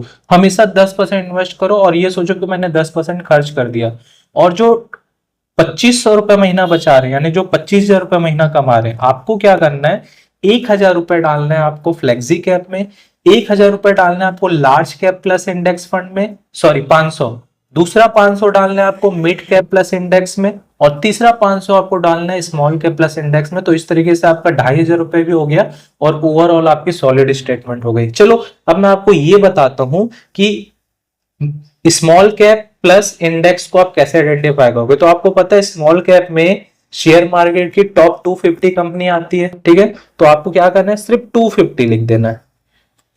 तो देखो जैसे आप 250 लिखोगे ना, तो आपके पास मल्टीपल कंपनी ओपन हो जाएगी। सेम चीज आप ग्रुप में भी कर सकते हो, दोनों सेम है, मैं आपको बार बार वो चीज स्विच करके नहीं दिखाऊंगा। तो देखो, तो आपने 250 लिखा तो आपके पास इतने सारे ऑप्शन आ रहे हैं। तो ये जो पहला है ना मोतीलाल ओसवाल, ये टॉप पे आ रहा है, मतलब ये थोड़ा सा तो बेस्ट रिटर्न दे रहा होगा। तो आपको ना, जैसे मैं मोतीलाल ओसवाल पे क्लिक करता हूं, ठीक है, तो देखो यहाँ पे 3 साल का जो रिटर्न दिखा रहा है वो आपको दिखा रहा है 28% का। मैं क्या करता हूँ, ऑल करता हूँ। तो ऑल अगर आप करोगे ना तो ये आपको दिखा रहा है 31.42% का। तो अगर आप नीचे स्क्रॉल करोगे तो देखो यहाँ पे इससे सिमिलर फिर अदर इंफॉर्मेशन में जाओ, तो फंड का एज 5 साल का है। 5 साल है मतलब ठीक है, आप एज्यूम कर सकते हो 788 करोड़ को ये मैनेज कर रहा है। लॉक इन पीरियड इसका कुछ नहीं है, एग्जिट लोड 1% है, एक्सपेंस रेशियो भी 1% के आसपास है। तो ये तो बहुत अच्छी बात है, ठीक है। फंड मैनेजर को आप देखोगे तो स्वप्निल मायकर है, 2019 से अभी तक है, मतलब जब से स्टार्ट हुआ है तब से अभी तक। और फंड होल्डिंग की बात करोगे तो टॉप होल्डिंग में ये कहाँ कहाँ पैसा लगा है वो आपको पता चलेगा, ठीक है। तो ये आपका है। तो देखो ये एक बेस्ट ऑप्शन है इन्वेस्ट करने के लिए। सबसे अच्छी बात है कि भैया ये देखो, ये आपको 31% का रिटर्न दे रहा है। मैंने तो 18% का बात किया। अगर ये आज से 10 साल 20 साल 30 साल बाद 31 से 20% पे भी आता है तो भी आपको बहुत जबरदस्त बेनिफिट मिलेगा, ठीक है। तो डेफिनेटली अगर आप 2500 रुपए वाले स्लैब में आ रहे हैं तो आप इसको सेलेक्ट कर सकते हैं। या फिर देखो, जब आप 250 लिखते हो ना तो देखो आपको मोतीलाल के अलावा निपॉन भी दिख रहा है, ठीक है, 250 इंडेक्स फंड, आईसीआईसीआई भी दिख रहा है। तो आप सबको एक बार चेक कर लो। सपोज मैं ना आईसीआईसीआई को देख लेता हूँ, तो देखो इसका जो 3 मंथ, मतलब इसको 3 मंथ से ज्यादा चालू हुआ ही नहीं है, तो भैया हम 5 साल वाले पे ट्रस्ट करेंगे। तो ये तो वैसे ही कैंसिल हो गया। फिर से 250 लिखता हूँ तो देखो आपको फिर एक ये निपॉन दिख रहा है, निपॉन पे क्लिक करूंगा तो इसका ऑल देखोगे तो 38% है। अब इसका फंड एज देखते हैं, तो फंड एज देखोगे तो 3 साल है, तो मैं तो 5 साल पे बिलीव करूंगा। तो आप ऐसे करके सर्च कर सकते हो। तो जैसे मेरा पर्सनल, मैं आपको बता रहा हूं, अगर मैं 500 लिखूं या 250 लिखूं तो भी वही आएगा। देखो मोतीलाल ओसवाल निफ्टी 500 इंडेक्स, ये चलो मैं 250 लिखता हूं तो ये मेरा 250 आ गया। स्मॉल कैप है ना, स्मॉल कैप पे तो मैं तो इसको सेलेक्ट करूंगा और मैंने किया भी है, मैं इस पे इन्वेस्टमेंट करूंगा, ठीक है। तो ये आपको पहला, ये मैंने आपको ये बता दिया कि आप कैसे करोगे। तो ये आपका हो गया स्मॉल कैप के लिए। अगर आपको मिड कैप करना है तो आप 150 सेलेक्ट 150 लिखो तो देखो आपको मिड कैप प्लस इंडेक्स आ जाएगा। इसमें Aditya Birla Sun Life Nifty mid cap 150 plus index fund, यानी कि आपका मिड कैप भी हो गया, इंडेक्स भी हो गया। तो इसमें भी आप देख लो जो आपको अच्छा लगे। तो मेरा ना स्मॉल कैप और मिड कैप दोनों मैंने मोतीलाल ओसवाल का लिया है। आप अपने हिसाब से ले सकते हो, मेरे अकॉर्डिंग रिकमेंडेशन मत लो। जैसे मैं आदित्य बिरला का देखूं तो इसका ओवरऑल अगर आप देखोगे तो 29% का रिटर्न है, बहुत अच्छा है। अगर आप नीचे आके देखोगे तो इसका फंड इस 3 साल से, तो हम 5 साल वाले को प्रेफरेंस दे सकते हैं, अदरवाइज हम ले सकते हैं, कोई इश्यू नहीं है, ठीक है। और वैसे ही मैंने आपको लार्ज कैप बता दिया, मिड कैप बता दिया। अब देखो स्मॉल कैप के लिए अगर आप 100 लिखोगे ना तो ये आपको 100 में मिल जाएगा, ठीक है। कि देखो एक्सिस निफ्टी 100 इंडेक्स फंड दिख रहा है यहाँ पे आपको, Motilal Oswal Nasdaq 100 fund of fund दिख रहा है। नेस्डेक का मतलब वही बताया, फेसबुक गूगल एप्पल वाली कंपनी। तो यहाँ पे आपको एक तो फ्रैक्शनल इन्वेस्टमेंट का मिलता है प्लस एवरेज रुपीज कॉस्ट का भी बेनिफिट मिलता है। तो आप बिल्कुल इसको देख सकते हो। HDFC का 50 इंडेक्स फंड भी है, आप इसको भी देख सकते हो। या तो आप चाहो तो टॉप 50 कंपनी में भी इन्वेस्ट कर सकते हो, ये आपके ऊपर है। तो इस तरीके से देख के आपको इन्वेस्टमेंट करना है, ठीक है। उसके अलावा जैसे मैंने आपको बताया ये 3 हो गया। अब आपको फ्लेक्सी कैप देखना है तो आप कैसे लिखोगे, आप लिख दो फ्लेक्सी। ये आपने फ्लेक्सी कैप म्यूचुअल फंड लिखा, आप सर्च करो तो देखो आपको बहुत सारे मिल जाएंगे। बट मैं आपको बताऊंगा, मेरा सबसे पहला म्यूचुअल फंड फ्लेक्सी कैप में था। और मैं आपको ये भी बोलूंगा कि आप 10,000 रुपए कमा रहे हो तो आप फ्लेक्सी कैप में ही चालू करो। तो फ्लेक्सी कैप में सबसे बेस्ट म्यूचुअल फंड है पारिक फ्लेक्सी कैप फंड, ये जो आपको दिख रहा है, ठीक है। चलो इसको ओपन करते हैं। इसको मैं ओपन करूंगा तो देखो ऑल में अगर मैं जाता हूं तो इसने 20% का ओवरऑल अभी तक रिटर्न दिया। 2015 से चालू है, मतलब ऑलमोस्ट 11 से 12 साल हो गया, ठीक है। तो इसने 20% का रिटर्न दिया, तो भैया मैंने 18% रिटर्न के हिसाब से 28 साल में 1 करोड़ बोला था। अगर आप 20% का रिटर्न लोगे तो मे भी 26 साल में ही आपके पास 1 करोड़ रुपए आ जाएगा। तो ये सबसे बेस्ट फंड है फ्लेक्सी कैप के लिए। बट आप देख सकते हो कि इसमें मिनिमम ना आपको 1,000 रुपए की ही एसआईपी करना है, ठीक है। ये मैं एंजल, देखो मेरे 2 एंजल वन में म्यूचुअल फंड है, 2 ग्रो में है, ठीक है। तो ये आपके ऊपर डिपेंड करता है, आप एंजल वन में भी कर सकते हो, ग्रो में भी कर सकते हो, बट अदर कुछ मुझे नहीं समझ आता। अब आप अगर नीचे जाओगे तो देखो इसका अदर इन्फॉर्मेशन में देखोगे तो 11 साल हो गया। एयूएम इसका देखो 75,956 करोड़ रुपए फंड को मैनेज करता है। एग्जिट लोड 2% है, एक्सपेंस रेशियो भी 1.33% है, ठीक है, ठीक है। फंड मैनेजर राजीव ठक्कर है, ठीक है। और कहाँ का इन्होंने फंड लगाई आप फंड होल्डिंग में देख सकते हो। तो मैं अल्टीमेटली ये बोलना चाहूंगा, अगर फ्लेक्सी कैप में जाना चाहते हो तो पराग पारिक फ्लेक्सी कैप फंड मेरा रिकमेंडेशन रहेगा। अगर आप मार्केट कैप के हिसाब से देखोगे तो नंबर 1 है फ्लेक्सी कैप में ये, और बहुत सारे लोग इसको लेते हैं। मेरा रिकमेंडेशन आपको ये रहेगा। तो अभी तक तो मैंने आपको ये बता दिया कि कैसे आप म्यूचुअल फंड को एक्सप्लोर करोगे, क्या क्या चीजों को देखोगे। लार्ज प्लस इंडेक्स को आप उसके लिए आपको 250 लिख के सर्च करना है। मिड प्लस इंडेक्स के लिए आपको 150 लिख के सर्च करना है। और लार्ज प्लस इंडेक्स के लिए आपको 100 लिख के सर्च करना है। या अगर आप टॉप 50 में भी लगाना चाहते हो तो निफ्टी 50 इंडेक्स करके सर्च कर लोगे। या फिर देखो जैसे ही आप यहाँ पे, मैं आपको बता रहा हूँ, आप जैसे म्यूचुअल फंड वाले सेक्शन में नीचे आओगे ना, तो देखो यहाँ पे इंडेक्स फंड लिखा हुआ है। इंडेक्स फंड में क्लिक करोगे ना तो देखो यहाँ पे दिया हुआ है, जैसे मैं आपको दिखाता हूँ, ये UTI Nifty next 50 index fund, ठीक है। अगर आप इस पे क्लिक करोगे तो ये क्या हो रहा है, यहाँ पे मैं क्लिक करता हूँ फिर ये फंड के ऊपर, तो देखो इसका अगर मैं ओवरऑल रिटर्न की बात करूँ ना तो 17% का रिटर्न है। तो भैया लार्ज कैप अगर आपको 17% का रिटर्न दे रहा है तो ये औसम है। अगर आप टॉप 50 में लगाना चाहते हो लार्ज प्लस इंडेक्स में तो ये आपके लिए अच्छा है, ठीक है। अगर मैं इसके अंदर तो 6 साल फंड का एज 4,462 को कर रहा है। और मैं आपको बता दूं ये जो यूटीआई है यही 1964 में पहला IMF लेके आई थी, कुछ इशू हुआ, लेकिन ये बेस्ट है, आप इसको सेलेक्ट कर सकते हो। तो अभी तक मैंने आपको ये बता दिया कि आप म्यूचुअल फंड को कैसे एक्सप्लोर करोगे, क्या क्या चीजें देखोगे और किन किन में करना है। मैं आपको फिर से रिपीट कर दूं, अगर आप 25,000 कमा रहे हो, 2500 रुपए निकालो, 1,000 आपको डालना है फ्लेक्सी में, और 500 डालना है आपको लार्ज प्लस इंडेक्स में, 500 डालना है आपको मिड प्लस इंडेक्स में, और 500 डालना है आपको स्मॉल प्लस इंडेक्स में। क्लियर, ठीक है। तो चलो मैं ना किसी एक में ना आपको इन्वेस्टमेंट करके दिखाता हूं। तो मैं लेने वाला हूं 100, ठीक है। मेरे ऑलरेडी हैं, ये मैं आपको करके दिखा रहा हूं, फिर मैं इसको बाद में कैंसिल कर दूंगा। तो मैं ले रहा हूं ना मोतीलाल ओसवाल नेस्डेक 100 फंड को ले रहा हूं, क्योंकि मुझे समझ आता है यूएसए मार्केट। तो इस पे मैं क्लिक करता हूं, ठीक है। जैसे क्लिक करूंगा तो देखो इसके बारे में आप डिटेल देखोगे तो ये लार्ज कैप होके 100 मतलब टॉप 100 होके 22% का कॉन्सिस्टेंटली रिटर्न दे रहा है। तो आप नीचे आओगे तो देखो यहाँ पे एक चीज लिखा हुआ है कि मिनिमम एसआईपी आप 500 तक का ही कर सकते हो, और इसके जो एनएवी की वैल्यू 33.31 की है। अब देखो, अब यहाँ पे आप अदर इन्फॉर्मेशन में इसका फंड एज वगैरह सारी चेक कर सकते हो, ये मैं बता दिया, अब मैं नहीं बताऊंगा। अब मैं ये बताऊंगा कि आपको एसआईपी चालू कैसे करना है। जो आप इसमें कर रहे हो सेम आप चाहे पराग पारिक के फ्लेक्सी कैप में करो, चाहे आप लार्ज प्लस इंडेक्स में करो, मिड प्लस इंडेक्स में करो, स्मॉल प्लस इंडेक्स में करो, सेम इसी प्रोसेस को आपको उसमें भी अप्लाई करना है। तो देखो आपको क्या करना है, जब आप यहाँ पे आओगे ना तो ये जो 5 साल 3 साल लिखा है ये तो आपका रिटर्न देखने के लिए। अब यहाँ पे आ जाते हैं, यहाँ पे देखो इन्वेस्टमेंट ना आप चाहो तो बढ़ा सकते हो अपने सैलरी के अकॉर्डिंग, मैक्सिमम 10,000 तक दिख रहा है, ठीक है। हमको क्या करना है ना, हमको 500 रुपए ही करना है जो कि मिनिमम है। अब देखो यहाँ पे 2 चीज दिया है, इन्वेस्ट मंथली एसआईपी और इन्वेस्ट वन टाइम। तो वन टाइम लमसम है, वन टाइम आपको तब करना है जब मार्केट बहुत ज्यादा गिरा हो। ये मैं अपने नेक्स्ट वीडियो में बताऊंगा। आपको फिलहाल मंथली एसआईपी करना है, क्योंकि हम तो 10,000 रुपए कमाते हैं, हमारे पास 1,000 रुपए से ज्यादा नहीं है, तो हम इन्वेस्टमेंट मंथली करेंगे, ठीक है।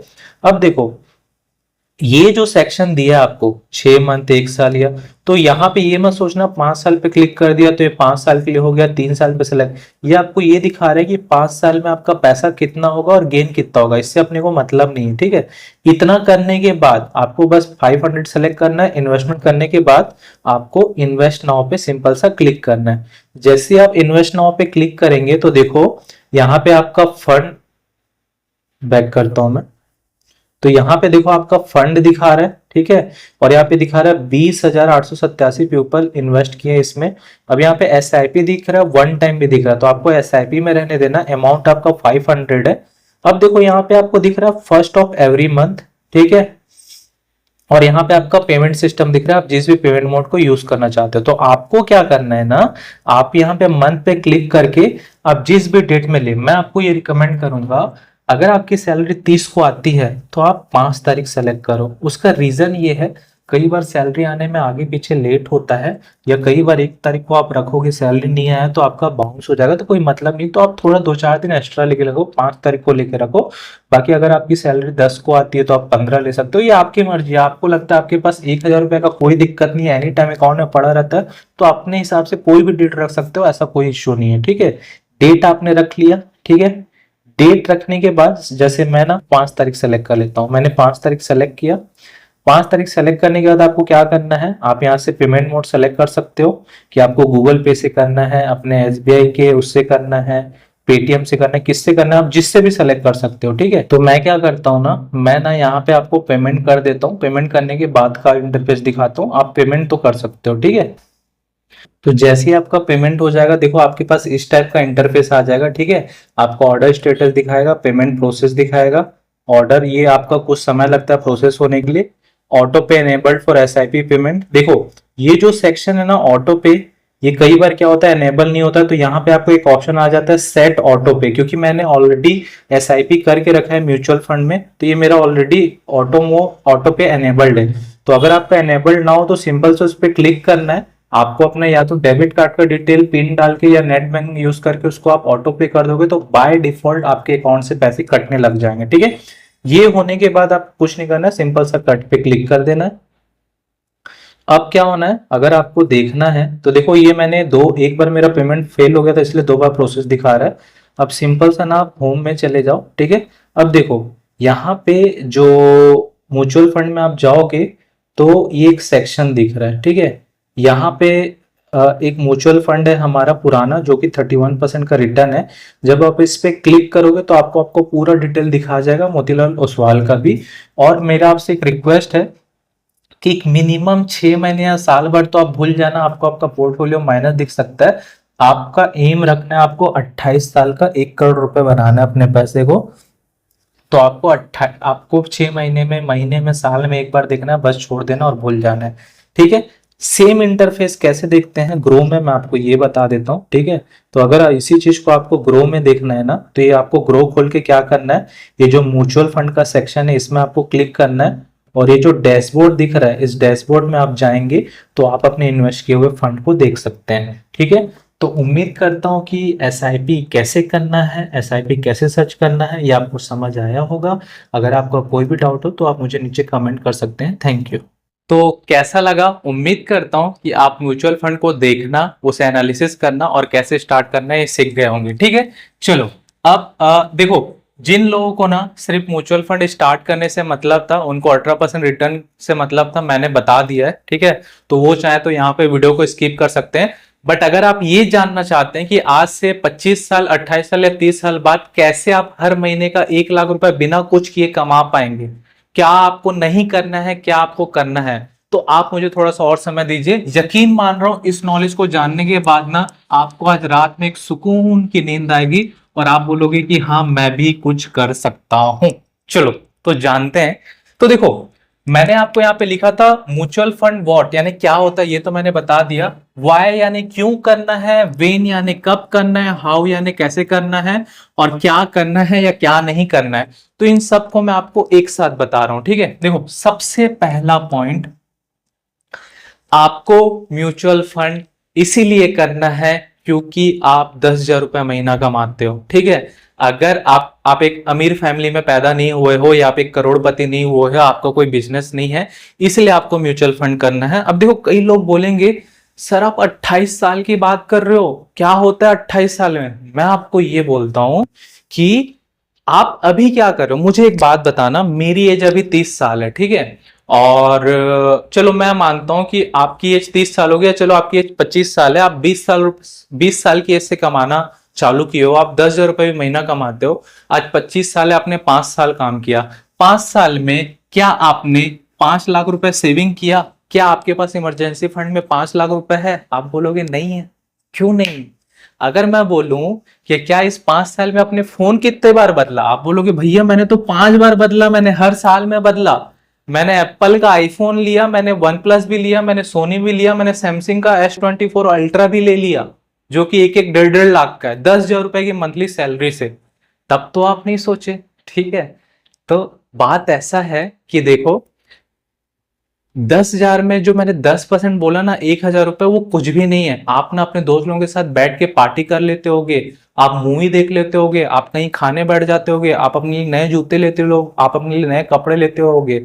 आप अगर 10% बचा लोगे तो उससे बहुत कुछ बदल जाएगा। तो जो बोलता है कि भैया आज कमा खा लेते हैं, कल का पता नहीं, तो भैया जब 40 साल बाद आप अपने बच्चों के ऊपर डिपेंड रहोगे, और अगर आपके बच्चे भी नहीं कुछ कर पाए तो वो आपको कोसेंगे और आप जिंदगी भर टेंशन परेशानी में रहोगे, शुगर बीपी लेके बैठोगे। एकदम फैक्ट की बात बता रहा हूँ, आज की नॉर्मल की बात बता रहा हूँ। मैं आज आपको बताने वाला हूँ कि कैसे आप ये सारी चीजों को बदल सकते हो। ये पहली बात हो गई। तो क्यों करना है ये तो आपको समझ आ गया। आपको इसलिए करना है कि आज से 30 साल बाद, 28 साल बाद, 25 साल बाद 1 लाख रुपए हर महीने आपके पास बाय डिफॉल्ट है, उसके लिए आपको कुछ करना ना पड़े। अब एक दूसरी बात बताना चाहूंगा। मैंने आपको 2 कैटेगरी बताया था। पहले कैटेगरी पे मैंने आपको 1,000 रुपए इन्वेस्टमेंट करने बोला था, और दूसरे कैटेगरी में मैंने आपको 2,500 रुपए इन्वेस्टमेंट करने बोला था। मैंने 2 कैटेगरी लिया है। ठीक है, मैंने ये 2 कैटेगरी क्यों लिया है मैं ये बता दूं। पहला कैटेगरी मेरे पास उन लोगों के लिए है जो कि 10,000 रुपए महीना कमाते हो। आप कुछ भी क्यों ना करते हो, आप एक हाउस कीपिंग का काम करते हो, आप एक सेल्स पर्सन हो, आप किसी प्लांट में काम करते हो, आप किसी कपड़े दुकान में काम करते हो, ठीक है, आप कहीं रिसेप्शनिस्ट में काम करते हो, आप किसी डिलीवरी बॉय का काम करते हो, कुछ भी करते हो, 10,000 रुपए महीना कमाते हो, तो आप भी सपने देख सकते हो। और मैं फिर से बोल रहा हूं, मैं आपको कोई LMM या नेटवर्क मार्केटिंग नहीं बता रहा हूं कि इतना आ गया तो क्या होगा ऑर्डिनरी, एकदम एग्जैक्ट फैक्ट की बात बता रहा हूं। ये आप SIP कैलकुलेटर खेल के देखना। दूसरा जो मैं 2,500 बता रहा हूं, ये मैं उन लोगों के लिए बता रहा हूं जो कि गवर्नमेंट सर्विस में है, जो कि गवर्नमेंट जॉब करते हैं। क्योंकि मेरे नॉलेज में गवर्नमेंट जॉब में मिनिमम से मिनिमम, अगर आप ग्रुप डी में भी हो तो आपको 25,000 रुपए सैलरी तो मिल जाता है। तो 25,000 का 10% होता है 2,500 रुपए। ठीक है, 25,000 का 10% होता है 2,500। तो 2 स्लैब आपको समझ आ गया। अगर ये 2 स्लैब के अलावा आपका स्लैब बहुत ज्यादा अच्छा है तो बहुत अच्छी बात है, मैं बहुत ज्यादा खुश हूं। तो आप भी अपने सैलरी का 10% ले लो। आपको 25 साल 30 साल वेट करने की जरूरत नहीं। हो सकता है आप 20 साल में करोड़पति बन जाओ, 15 साल में करोड़पति बन जाओ। ठीक है, दूसरा, क्यों अपने सैलरी का 10% ही इन्वेस्ट करना है? देखो लाइफ में ना बहुत सारी और चीजें भी है, लाइफ में खुशी भी इंपॉर्टेंट करती है। अगर आप सालों साल घर में बैठे हो, आप कहीं घूमने नहीं जा रहे हो, अपने लिए एक नया शर्ट नहीं ले रहे हो, अपने लिए एक जूते नहीं ले रहे हो ना, तो दिमाग आपका डिस्टर्ब होता है। तो लाइफ में उतना ही इन्वेस्टमेंट करो। अब देखो कई लोग ये बोलेंगे भैया डूब गया तो 1,000 रुपए तो महीना वैसे ही खर्च कर रहे हो। आप 5 साल 10 साल से काम कर लिया, आप 1 लाख रुपए सेविंग नहीं कर पाए। तो 10% आपको इसलिए करना है कि आप ये दिमाग में बैठा के चलो कि अगर मैं 10,000 रुपए कमाता हूं या कमाती हूं तो 10,000 का 10% यानी कि 1,000 रुपए मैं खर्च कर दी, मैं वेस्ट कर दी, मैं दोस्त लोगों के साथ पार्टी कर लिया, मैं घूम लिया, मैं अपने लिए कपड़े खरीद लिया, उसको आप भूल जाओ। आप ये सोचना मत कि मेरा पैसा डूब गया तो डूब गया, मैं तो वैसे भी खर्च कर रहा था, तो एक अच्छी चीज के लिए खर्च कर रहा हूं। ये सोच होनी चाहिए। और 10% इसलिए होना चाहिए कि आप ना जोश में कभी मत आना, कभी जोश में मत आना। आप क्या किए, आप 10,000 रुपए कमा रहे हो, अब 4,000 डाल दिए, 2,000 डाल दिए, 3,000 में 10% से 1 रुपया एक्स्ट्रा नहीं। कल को जॉब छूट गई, कल को घर में कुछ इमरजेंसी आ गई, 2 महीने के लिए आप घर में बैठो, 1,000 रुपया अरेंज कर लोगे, 2,000 3,000 4,000 नहीं कर पाओगे। इसीलिए आपको 10% करना है। अब मैं बता रहा था कि देखो दूसरा चीज आपको क्या करना है कि अगर आप 10,000 रुपए कमाते हो ना, तो आपको ना 2 चीज के लिए और सेविंग करना है। एक होता है टर्म इंश्योरेंस और एक होता है हेल्थ इंश्योरेंस। क्यों? क्योंकि ये 2 ऐसे खर्चे हैं जो कि आपको पूरा बर्बाद कर देते हैं। ठीक है, हेल्थ इंश्योरेंस जब आती है तो ऐसा आती है कि सर से पांव तक आप बिक जाते हो, आपको सुसाइड करने तक का मन कर जाता है, ऐसी कंडीशन आती है हेल्थ की। तो आपको हमेशा हेल्थ इंश्योरेंस और एक टर्म इंश्योरेंस लेके रखना चाहिए। टर्म इंश्योरेंस अगर आपका सीटीसी 5 लाख से ऊपर है तो ही आपको मिलता है। एलआईसी या मैक्स मैं अभी रिकमेंड नहीं करूंगा, मैं आपको इसके ऊपर भी डिटेल वीडियो बताऊंगा। अगर आपका 3.5 लाख 4 लाख का पैकेज है तो भी 50 लाख का टर्म इंश्योरेंस आपको मिल जाएगा। एक टर्म इंश्योरेंस भी होता है, एक लाइफ इंश्योरेंस भी होता है, तो आपको हमेशा टर्म इंश्योरेंस लेना चाहिए। लाइफ इंश्योरेंस का कोई मतलब नहीं है। क्यों, मैं बताऊंगा। ये भी बताऊंगा कि अगर थोड़ा सा ही मतलब है तो किन लोग के लिए। और हेल्थ इंश्योरेंस में बहुत सारे सब लिमिट होते हैं, तो उसको भी कैसे पिक करना है ये मैं बताऊंगा। तो ये दो इसलिए जरूरी है कि अगर इन दो के कारण कभी आपको प्रॉब्लम आया तो आपको आपका म्यूचुअल फंड तोड़ना ना पड़े, क्योंकि म्यूचुअल फंड तभी काम करेगा जब आप उसको लंबे समय तक के लिए इन्वेस्ट करो। क्लियर, ठीक है। बट अगर आप गवर्नमेंट सर्विस में हैं तो आपको इन दोनों का टेंशन नहीं है, ठीक है। क्योंकि गवर्नमेंट सर्विस में आप, आपके मम्मी पापा, आपके बीवी बच्चे, सारी फैमिली को मेडिकल का कवर मिल जाता है गवर्नमेंट के थ्रू। जो भी टाई अप हॉस्पिटल होता है, इंश्योरेंस मिलता है, कुछ भी होगा आप हॉस्पिटल ले जाओ, फ्री में ट्रीटमेंट हो जाता है। कुछ 200 500 5-10% लगता है ट्रीटमेंट का, एक अलग बात है। प्लस अगर आप गवर्नमेंट सर्विस में हो तो अगर आप इन फ्यूचर कुछ हो जाता है, आप नहीं रहते इस दुनिया में, तो आपकी फैमिली को जॉब भी ऑफर मिलता है या कुछ पैसे मिलते हैं जो कि काफी सफिशिएंट होते हैं।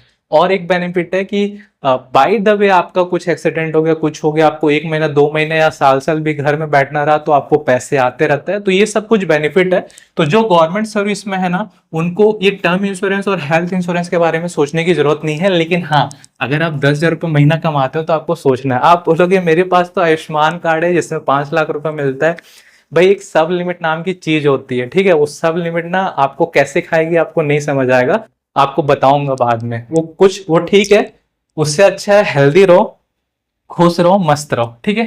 तो ये आप दूसरा चीज समझ गए। चलो तीसरा चीज आपको बताता हूँ कि आपको स्टार्ट कब करना है। देखो, आप जितना जल्दी स्टार्ट कर दो उतना ज्यादा अच्छा है। अब कुछ लोग होंगे बोलेंगे मेरी तो 50 साल हो गई है, मैं तो अगर 30 साल तक देखूं 1-1 हजार रुपए डालूं तो 80 साल में मैं क्या करूंगा। कोई बात नहीं, आप अपने बच्चे के लिए प्लान कर लो। देखो एक सिंपल सी चीज है, ठीक है, कि मैंने यहाँ पे मिनिमम 1,000 रुपए से बताया है। 2008 में या 10 में जब मैं 8वीं क्लास में था, हाँ, तो मैं ना न्यूज़पेपर बांटा करता था सुबह सुबह, मुझे 300 रुपए मिलता था। तो ये बता रहा हूँ मैं आज से 12-14 साल पहले की। तो मुझे तो लगता है आज से 1,000 रुपए तो मिलता होगा न्यूज़पेपर बांटने का। तो भैया अगर आप कुछ नहीं कर सकते ना, आप न्यूज़पेपर बांट के भी 1,000 रुपए एसआईपी भी करके 28 साल में फाइनेंशियल फ्री हो सकते हो। कैसे वो बताऊंगा, ठीक है। तो आप अपने बच्चे के लिए कर सकते हो। आप अभी न्यूली मैरिड कपल हो, ठीक है, आपके अभी बच्चे नहीं आए, आप हम दो हमारे दो वाला फॉर्मूला चल रहा है, तो आप एक एसआईपी पहले चालू करो, ठीक है। अगर आपकी एज 20 साल है, चलो आपकी एज 25 साल है, 30 साल है, आजकल 25-30 साल में लोग शादी करें, मैं मानता हूं 30 साल है, ठीक है। तो आप 1,000 रुपए का एक म्यूचुअल फंड चालू करोगे 28 साल के लिए। जब आप होगे 58 साल के, अपना रिटायरमेंट ले रहे होगे, तो आपके पास 1 करोड़ रुपए होगा। और जब आपका बच्चा समझना चालू करेगा, अपने पैर पे खड़ा होगा, जब वो 10-15 साल का होगा, उसको थोड़ी बहुत समझ आएगी, तो मेरे को लगता है कि आपको ये बोलना चाहिए कि बेटा तेरे को मिनिमम 500 रुपए या 1,000 रुपए कमा के देना है। चाहे तू न्यूज़पेपर बांट, चाहे अपना कुछ पर्सनल कर, फॉरेन कंट्री में ऐसा होता है, ठीक है। और जब बच्चा चीजों को समझने लग जाए तब आप उसको बताओ कि ये 1,000 रुपए मैं तेरे से क्यों मांग रहा हूं, ये 1,000 रुपए मैं म्यूचुअल फंड कर रहा हूं, उसको समझाओ, ठीक है। तो जब बच्चा ना अपने पैसे को 1,000 रुपए से 1 करोड़ रुपए बनते देखेगा, देखो होता क्या है, आपका बच्चा जब 25 साल में 30 साल में ग्रेजुएशन, क्योंकि मैं एग्जांपल हूं, मेरे पेरेंट्स इतने अवेयर नहीं थे, मैं अपने पेरेंट्स को गलत नहीं बोल रहा, ठीक है, वो सिस्टम ही वैसा है, बट मैं अवेयर हूं तो इसका बेनिफिट मेरे जनरेशन को मिलेगा। तो जब आपका बच्चा ना 28 साल का होगा ना, अपना ग्रेजुएशन कंप्लीट कर रहा होगा ना, तो उसके पास ना 1 करोड़ रुपए होगा। और 1 करोड़ रुपए से ना वो आगे बहुत ज्यादा करोड़ भी बना सकता है, या हर महीने खुद को 1 लाख रुपए सैलरी दे सकता है। कैसे बताऊंगा। तो आप ये सोचो, लोग 28 साल 30 साल बाद ग्रेजुएशन करके कंपनी के पास हाथ फैलाने जाते हैं, मेरे को 10,000 20,000 30,000 की जॉब दे दो, मैं खुद जाता हूं, मैं खुद जॉब कर रहा हूं, या मैंने खुद किया है, ठीक है। तो भैया आप अपने बच्चे की लाइफ सिक्योर कर रहे हो, प्लस जो बच्चा अपने 1,000 रुपए को 1 करोड़ रुपए बनते दिख रहा है 28 साल बाद, सोचो उसके अंदर कितनी मेच्योरिटी आ जाएगी। वो अपने लिए अपनी लाइफ 28 साल में सिक्योर कर लेगा। अब चाहे वो 1 करोड़ से, अगर उसको शेयर मार्केट में इंटरेस्ट है तो उससे और पैसे बढ़ाए, उसका कहीं और इन्वेस्टमेंट है तो वो करे, अपना खुद का बिजनेस खोले, कुछ भी करे, वो उसकी मर्जी है। और आपने जो इन्वेस्टमेंट करा था 58 साल बाद जब आप रिटायरमेंट होंगे तो आपके पास भी 1 करोड़ रुपए होगा, प्लस जब आपका बेटा या बेटी 28 साल की होगी तो उसके पास 1 करोड़ होगा। आपको अपनी बेटी के लिए लोगों के पास हाथ फैलाने नहीं जाना है, रिश्ता के लिए लोग आएंगे अपनी बेटी के पास हाथ फैलाने के लिए कि मुझे दे दो मुझे दे दो। समझो इस चीज को, ये बहुत इंपॉर्टेंट बात है। अब मैं आपको ये बताता हूं कि आज से 28 साल बाद 1 करोड़ रुपए से आप हर महीने 1 लाख रुपए की इनकम कैसे कमाओगे। देखो, मैंने आपको एसआईपी में स्टॉक मार्केट में 12 से 14% का रिटर्न बताया और मैंने आपको शेयर मार्केट में 18% तक का रिटर्न बताया। मैं एकदम कम से कम 12% का भी रिटर्न लेता हूं। क्यों लेता हूं? क्योंकि आजकल कुछ ऐसे ऐप हैं जैसे कि आपका 12% क्लब हो गया या मूवी किक हो गया, हालांकि इसमें आप मैक्सिमम 10 लाख या आपको 12% रिटर्न देते हैं। तो शेयर मार्केट में अगर आप 28 साल बाद आपका 1 करोड़ रुपए हो जाएगा 18% के इंटरेस्ट के हिसाब से, तो अगर आप उसको वैसे ही रहन दोगे तो देखो 1 करोड़ का 12% कितना होता है? 12 लाख। तो 12 लाख 12 महीने का हो गया, तो एक महीने का कितना हो गया? 1 लाख रुपए हुआ। ठीक है, अब 28 साल बाद जब आपका 1 करोड़ रुपया हो जाएगा, उसमें से आप 1 लाख रुपए निकालोगे तो आपका 99 लाख बच गया। तो 99 लाख यानी चलो 1 करोड़ भी लूं तो ठीक, अगर एक साल में आपको 12% का रिटर्न मिल रहा है, पैसा आपका बढ़ रहा है, तो एक महीने में 1% तो बढ़ेगा। 1% मतलब 1 लाख रुपए बढ़ रहा है, ठीक है, 12% के हिसाब से। तो अगर 28 साल बाद आप 1 करोड़ में से 1 लाख रुपए बेच दोगे, निकाल लोगे, एक महीने बाद फिर वो आपका 99 लाख 1 करोड़ हो जाएगा। और ये बता रहा हूं मैं 12% के हिसाब से। अगर आपको 18% 20% मिल रहा है तो वो 1 करोड़ से बढ़ते जाएगा। तो इस तरीके से आप समझ गए होगे, इस तरीके से जब आपका म्यूचुअल फंड 28 साल बाद 1 करोड़ का हो जाएगा, उसके बाद हर महीने आप उससे 1 लाख रुपए विड्रॉ भी करोगे तो हर महीने वापस 1-1 करोड़ होते जाएगा। क्योंकि ये अब आपका ना खारून का खजाना बन गया, ये आपका समुद्र बन गया। अब बाल्टी पानी निकालो और यूज करो।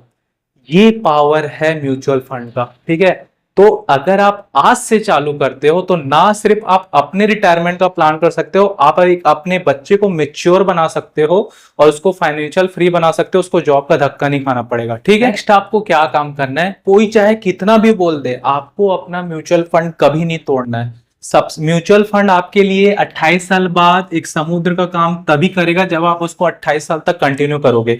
आपको एक बात बता दूं, म्यूचुअल फंड में आपको एक डेट सेलेक्ट करना रहता है, अमाउंट। अगर आपकी सैलरी बढ़ रही है ना तो आप अपने म्यूचुअल फंड के अमाउंट को एडिट करके बढ़ा सकते हो, डेट को भी चेंज कर सकते हो। और अगर आपको लग रहा है आपकी सैलरी या जॉब छूट गई तो वापिस आप उतना कर लो, 10% जितना आप मैनेज कर पाओगे। ठीक है, तो देखो सबसे पहले तो आपको अपना म्यूचुअल फंड कभी ब्रेक नहीं करना है, चाहे कोई कुछ भी क्यों ना बोले, आपको कंटिन्यूअसली रखना है तो आपको ये बेनिफिट मिलेगा। लास्ट में मैं आपको ये बताना चाहूंगा कि मैंने बताया एक जन 10,000 रुपए कमाते हैं, एक जन 25,000 रुपए कमाता है, दो कैटेगरी लिया। आप जितना अपने सफिशिएंट से कर सको करना। तो 10,000 रुपए वाला 1,000 रुपए डाल सकता है और 25,000 रुपए वाला 2,500 डाल सकता है।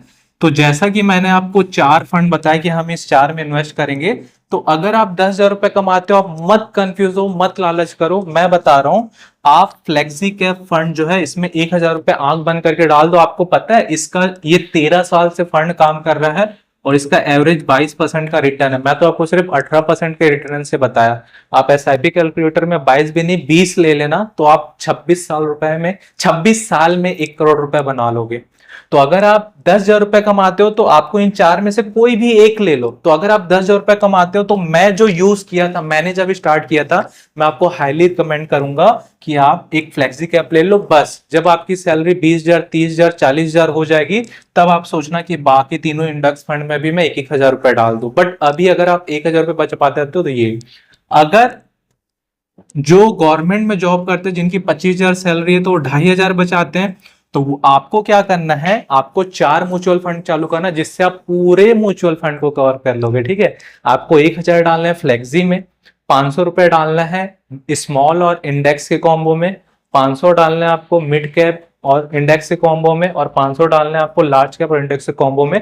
तो टोटल आपका 2,500 रुपए हो गया और आपका इन्वेस्टमेंट भी सॉलिड हो गया। ठीक है, तो ये सिंपल सा फंडा है। अलावा कई लोग ना बहुत समय पहले से एसआईपी चालू कर चुके हैं और वो ना सही सिलेक्शन नहीं कर पाए। वो जो एसआईपी लिए हैं उनका एसआईपी 14 से 16% का रिटर्न दिखा रहा है। उनको पता है दूर दूर तक मुझे 18% या 20% का रिटर्न नहीं मिल पाएगा और उनको 4 साल 5 साल हुआ है। भाई मत तोड़ना, क्योंकि एसआईपी का रूल ही यही है कि वो लंबे समय में वर्क करता है। मैं आपको बता दूं कि आप अपने एसआईपी को ट्रांसफर कर सकते हो। अगर आपका किसी फंड में एसआईपी है और आपको लगता है कि दूसरा फंड ज्यादा अच्छा, तो आप उसको ट्रांसफर कर सकते हो, लेकिन वो सेम फंड होना चाहिए। जैसे कि अगर आपने एचडीएफसी का स्मॉल कैप फंड लिया हुआ है कॉम्बो वाला, तो उससे आप एचडीएफसी के ही मिड लार्ज या फ्लेक्सी या ओनली लार्ज कैप में ट्रांसफर कर सकते हो, आईसीआईसीआई में ट्रांसफर नहीं कर सकते। ठीक है, तो आप ये करना, आप डेट और अमाउंट चेंज कर सकते हो। एट लास्ट पॉइंट मैं आपको बोलना चाहूंगा, इन्वेस्ट करो, इन्वेस्ट करो, इन्वेस्ट करो।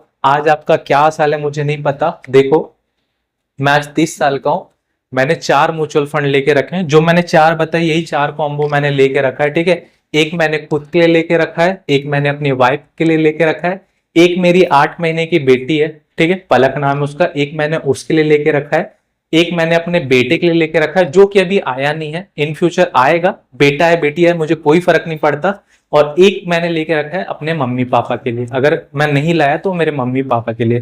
तो जब मेरा पहला 1 करोड़ बनेगा ना, तो वो मैं अपने मम्मी पापा को दूंगा। जाओ घूमो, पैसा खर्च करो, चार धाम जो घूमो, यही मेरा सपना है, यही तो लाइफ है। ठीक है, जब मेरी बेटी 28 साल की या 25 साल की होगी ना, तो उसके पास 1 करोड़ रुपए होगा। जब मैं वीडियो शूट करता हूँ ना, मेरी बेटी पीछे बैठे रहती है, वो देखती है पापा क्या कर रहे हैं। जब वो समझदार होगी ना, मैं उसको 1000 रुपये कमाने बोलूंगा, ऐसा नहीं है मैं कर रहा हूं तो हाँ ले बेटा, ऐसा आपको नहीं करना है। आपका बच्चा बिगड़ जाएगा। आपको अपने बच्चे से 1000 रुपये इकट्ठा करना है। तो मेरी बेटी इतनी मेच्योर होगी कि वो मुझसे अच्छा रिटर्न कमाएगी आगे जाके। ठीक है, मैं किसी होटल में जाऊं, मेरे को जो मन करे घूमूं, पूरा वर्ल्ड घूमूं, पैसे के लिए ना सोचूं। 28 साल बाद होगा। ठीक है, मेरी एज ज्यादा हो जाएगी, लेकिन फिर भी मैं फाइनेंशियल फ्री रहूंगा। आप अपने बच्चों को फाइनेंशियल फ्री कर पाओगे सिर्फ ये डिसीजन लेने से कि आप कुछ नहीं, हर महीने 1000 रुपए की एसआईपी करो। ठीक है, तो दैट्स इट। लास्ट मैंने बहुत कुछ बता दिया। ठीक है, हो सकता है कि इस वीडियो में मुझसे कुछ पॉइंट छूट गया होगा या मैं किसी चीज को अच्छे तरीके से एक्सप्लेन नहीं कर पाया हूँ। अगर आपको लगता है कि आपको पर्टिकुलर कोई टॉपिक या कोई पोर्शन समझ नहीं आया, तो मुझे आप नीचे कमेंट बॉक्स में कमेंट करें, मैं आपको उसका रिप्लाई जरूर करूंगा या उससे पर्टिकुलर स्पेसिफिक एक जरूर वीडियो बनाऊंगा। अगर आपको ये वीडियो अच्छा लगा तो मुझे सब्सक्राइब करें, अपने उन दोस्तों के साथ शेयर करिए जो कि शेयर मार्केट के बारे में सीखना चाहते हैं या फाइनेंशियल फ्री होना चाहते हैं। और आप नोटिफिकेशन बटन को जरूर ऑन कर दीजिए, ताकि जब भी मैं कोई वीडियो बनाऊं तो सबसे पहले नोटिफिकेशन आपके पास मिले। इसके अलावा अगर आपने मुझे मेरे सोशल मीडिया लिंक में फॉलो नहीं किया है, तो मैं आपको फेसबुक, इंस्टाग्राम, टेलीग्राम और व्हाट्सएप मिल जाऊंगा। सभी का लिंक मैंने आपको अपने डिस्क्रिप्शन बॉक्स में दिया है। डीमेट अकाउंट का भी लिंक मैंने आपको दिया है। एक लास्ट चीज, अगर आपको शेयर मार्केट के बारे में कुछ नहीं पता, तो म्यूचुअल फंड आपके लिए बेस्ट है, और इससे भी अच्छा रिटर्न बनेगा आपका ईटीएफ में। नेक्स्ट वीडियो में ईटीएफ के बारे में बताऊंगा, बट मैं जानते हुए भी म्यूचुअल फंड में 4 इन्वेस्टमेंट रखा हूं। क्यों रखा हूं? क्योंकि एक तो बेस चाहिए है। तो अगर आपको म्यूचुअल फंड के बारे में कुछ नहीं पता, तो कोई कुछ बोले कि भाई म्यूचुअल फंड बेकार है, इससे अच्छा रिटर्न मिल जाता है, आपको नहीं मानने का, आपको म्यूचुअल फंड में सिंपल से इन्वेस्टमेंट करने का। ठीक है, मिलते हैं अपने नेक्स्ट वीडियो में एक नई इंफॉर्मेशन के साथ। तब तक खुश रहिए, बिंदास रहिए, लाइफ के मजे लीजिए। Thank you so much.